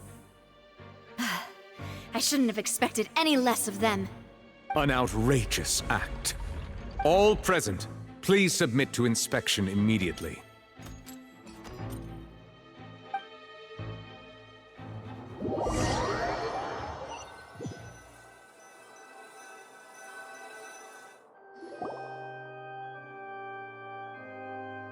So, we're just going back now? That's true, but... Traveler, Paimon! Please wait. Lenny... I know you may not want to speak to me right now. Maybe you don't even want to look at me. But still, let me thank you again for defending me to the end, even after you learned that I'm a member of the Fatui. I guess. But regardless, I'd like the opportunity to set things straight. I didn't approach you with any ulterior motives or ill intent. I've spoken to you as myself, just plain Linny this entire time. As for why I'm a Fatus, it's because the goals of the House of the Hearth align with those of an orphan like me. That's all. That was how Father, who you might know as the Knave, approached recruiting us back then too. The Knave?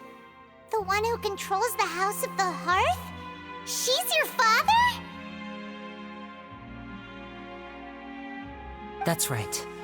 And since we're here, I was wondering, would you mind hearing a story? It's about my past. Back when our parents first died, Lynette and I were left wandering the streets. To survive, I took to surreptitiously observing an older street performer who did magic. It took me several days to figure out how he pulled off his amazing tricks. I took my sister through several streets until we found a crowded corner, and we began to perform magic tricks there. To my surprise, we proved to be pretty popular, and we could at least stop worrying about where our next meal would come from for a time. But I didn't want my sister to remain a street rat together with me forever. Before long, an aristocrat came to me and claimed that he wished to take us in after watching my performances. So you went from orphans to nobility just like that? That was how we felt at first too. As if fate was on our side and we could say goodbye to those painful days. But I gradually discovered that while we were called foster children, he was really after my talent for magic tricks. He would constantly take me to all sorts of banquets to garner attention, which he would then use to expand his social circles. That doesn't seem too bad either. Better than roaming the streets at any rate. It took a while for me to realize just how dark his heart really was. After one particular performance at a banquet, I discovered that Lynette was not on the same return vehicle as me. I waited a long time after we returned home, but she did not come back. I went to that noble's bedroom and asked him about her whereabouts. The answer he gave me was, she caught the eye of the most eminent person at the banquet, so I sent her over as a gift. I mean, you'll be able to perform your magic regardless of who your assistant is, yes? Oh no. So he was gonna... But wouldn't Fontaine's laws deal with such people? As far as outsiders are concerned, this is a relationship akin to adoption or foster care, and they have their ways of escaping the eye of the law. I managed to ferret out the location of the mansion of that so-called eminent person and hurried through the night. But by the time I leaped over the walls, avoided the guards, and made my way in, all I saw was the moonlit ground covered in blood, and the knave standing there in the darkness. So, she'd already taken care of that guy. That's right. She had rescued my sister before she could come to any harm, and had even discovered several girls hidden in a basement, all of them orphans. Father, the knave, might have seen something in me, and so she made me an offer. The House of the Hearth welcomes you, for your interests align with ours. Here, none will ever betray you. Indeed, betrayal shall never be permitted here. I was hesitant to trust her. I had just been betrayed by nobles. But she was also quick to destroy the noble who had taken us in at first, giving us back our freedom. Oh, so that's how the two of you joined the House of the Hearth. She has her own plans. She has gained permission from the Tsaritsa to first use the Gnosis' power once she obtains it. She plans to use it to find a way to break the prophecy and save Fontaine. So, she believes in that prophecy too? That's right. The whole House of the Hearth is currently working to combat that crisis. Today's case has also proven that people from Fontaine can indeed dissolve into some sort of water, thus further supporting the prophecy.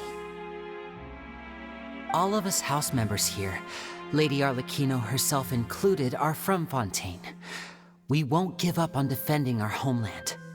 To us orphans, the only connection we have left to this world, apart from our family, is our homeland. So, from small deeds like distributing magic pockets to huge schemes like stealing a Gnosis, everything is aimed at dealing with that prophecy.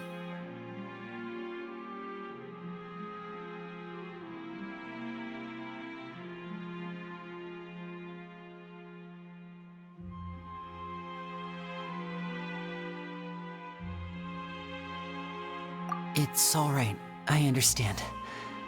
The only thing I can do is relate all this to you.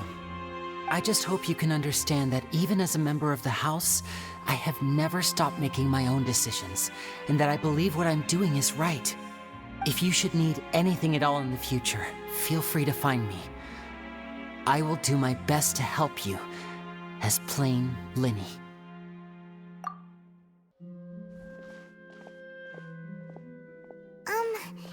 Bye, Linny!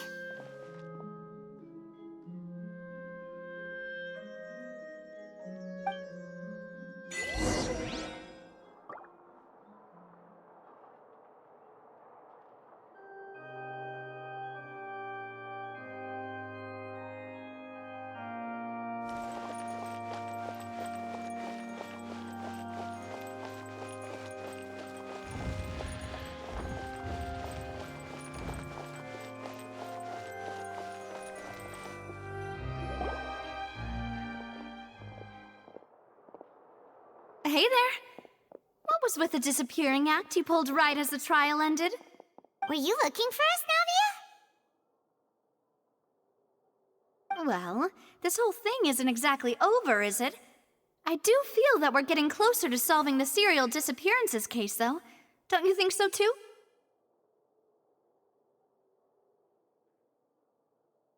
Huh? What's wrong, my dear partner?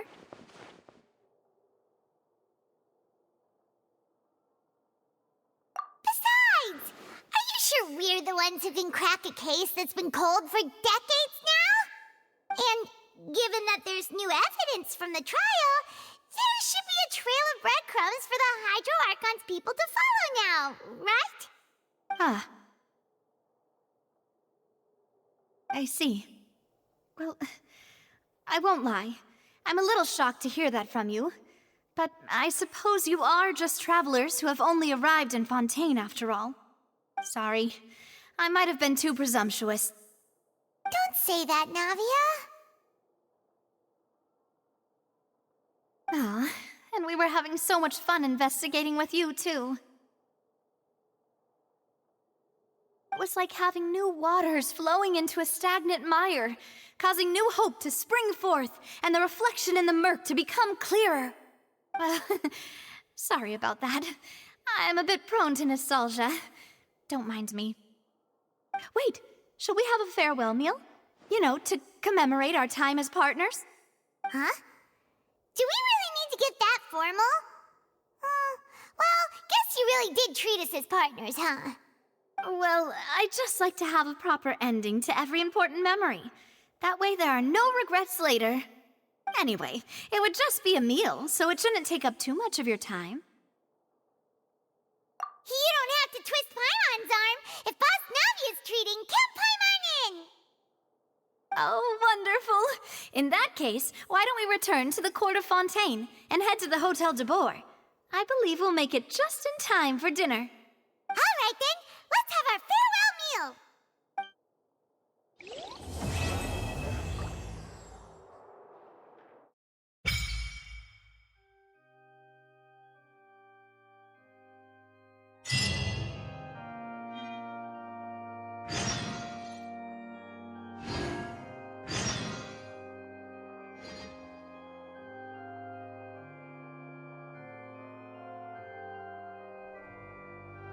Have you ever kept goldfish as pets? They're very cute.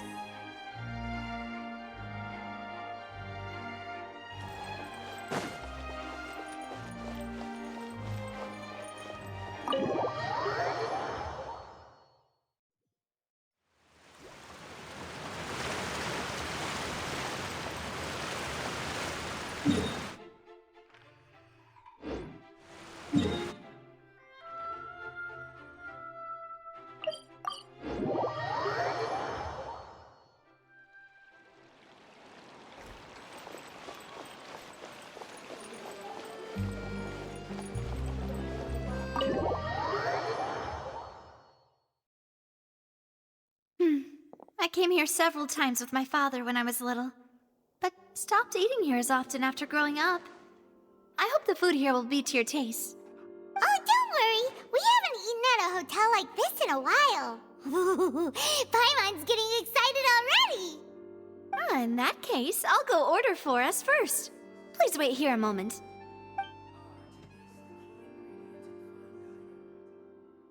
Ooh, everything looks so good. People in Fontaine sure know how to enjoy life. Why, of course. Go ahead, try whatever you like. If the food's good, I'll make a group reservation for the rest of Spina di Rosula next time. And if it's not? Well, then I'll still bring everyone. Albeit with only one dish per table. You, sure have your own way of doing things. Oh, we called this a farewell meal, but we could also treat it like a victory feast, right? We did just win that case after all.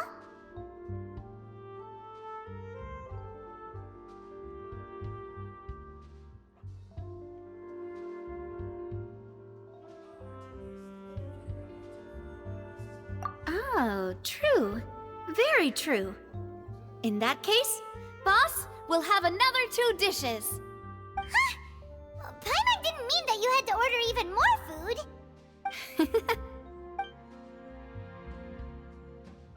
Speaking of cases, do you think that the mastermind behind the serial disappearances will get caught soon now that this has all happened? Well, we've certainly taken a big step forward, but I feel that's about it. We know that there's an organization that means to dissolve these young women, but we still don't know what they are really after. If it hadn't happened right in front of us, Paimon wouldn't have ever believed that a person could be dissolved like that. Right? Yet it was because this was such a preposterous notion that the investigation could never really move forward before. Ugh. If only that guy could have finished speaking! We were so close to hearing who was behind it. In such investigations, even the smallest step can seem like a yawning chasm if the trail of clues is cut off. To be honest, I don't have high hopes for any follow-up that the authorities might conduct. It's not that I don't have faith in their ability, it's just that a different perspective is required in some matters. It's easy to guard against and deceive a single narrow perspective. A shift in thinking is required at such times in order to produce a breakthrough. Which is exactly why the Spina di Rosula exist. Those highfalutin folk are not all-knowing. That's why we exist. to seep into the cracks where filth falls through, where their watch fails them. That's the kind of problems we solve. Seems Paimon thought things were simpler than they actually are. It's all right. Well, this was supposed to be a farewell meal, so I doubt you have further interest in this business, right? Let's talk about something else. Like, what are your future plans? That's true. We didn't have a chance to speak to her after the trial ended. It didn't really seem like the right time or place to do it anyway. I see. So, your primary objective, which has been foiled so far, was to have a chat with the Hydro Archon. I've heard that there's a long line of people waiting to meet Lady Farina. I suspect you'll be waiting for quite a while, considering that you missed your chance today. Yeah, we've heard that she's super popular here in Fontaine, and that it'll be tough getting any of her time. Well, would you consider some more, unique ways? Perhaps even methods of, let's say, questionable legality? Guess that's Spina di Rosula's boss for you. Chock full of sketchy ideas. Well, what did you have in mind? Well, one way would be to infiltrate a performance troupe at the Opera House, only to abandon your act at the play's climax and ask to speak to her after the performance. I'm sure Lady Farina would be eager to see the ending, and would agree in order to finish watching the play, don't you think? Could you suggest something a little more practical? This plan seems pretty hard to pull off. We'd have to go learn how to act, and acting's really hard. All right, here's another. Find a way to conceal yourselves under her bed. Then wake her up in the dead of night and demand answers. Don't let her go back to sleep until she answers all your questions. I can personally testify that this one works. When I'm sleepy, I'll do anything as long as I can finally get some sleep. That might work, but that's not really the problem. The problem is we don't want to get ourselves arrested. Valid point. I overlooked that part. I was just thinking about leveraging a person's desire for sleep.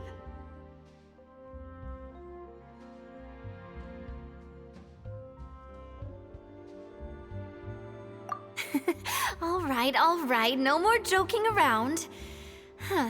Perhaps you could... I don't know. Cut the line when she's on a break. You did defeat her in court, clearing citizens of hers from false accusations. False accusations she had nearly upheld personally. I imagine that she feels quite ashamed about the whole thing. You mean that if we catch her while she's on a break, she might be too embarrassed to refuse? Oh, that does make some sense. Why don't we give it a try after this meal? You know, strike while the iron is hot and all. Huh? Paimon, did you drink my Fanta? Was this your drink?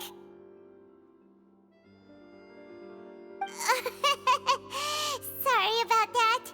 Paimon wasn't really paying attention and the cup was right next to Paimon. Would you like to order another? No, it's fine. We're just about done here.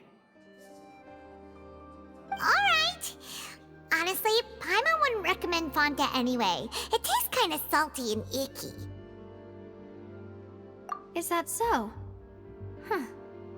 Well, in that case, we'll have to blacklist the Fanta here then. If we're all finished eating, then I'll go pay. Yeah, we're stuffed. Thanks for the treat, Navia.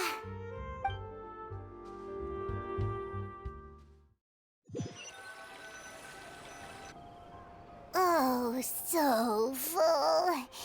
Paimon can barely float anymore.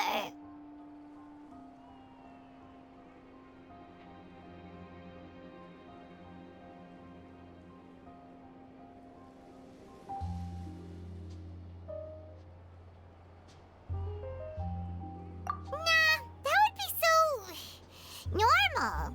You know, like you. Okay. As for expenses this month, we're left with... Hey, Navia! What are you doing over there? Oh, nothing. It was just a meal, you know? Nothing the Spina di Rosula can't cover. Let's get ready to try to meet the Hydro Archon again. Bye, Navia! So this is goodbye, huh?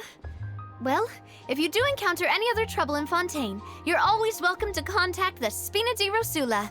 I'll give your requests the highest priority. In any case, I wish you smooth sailing.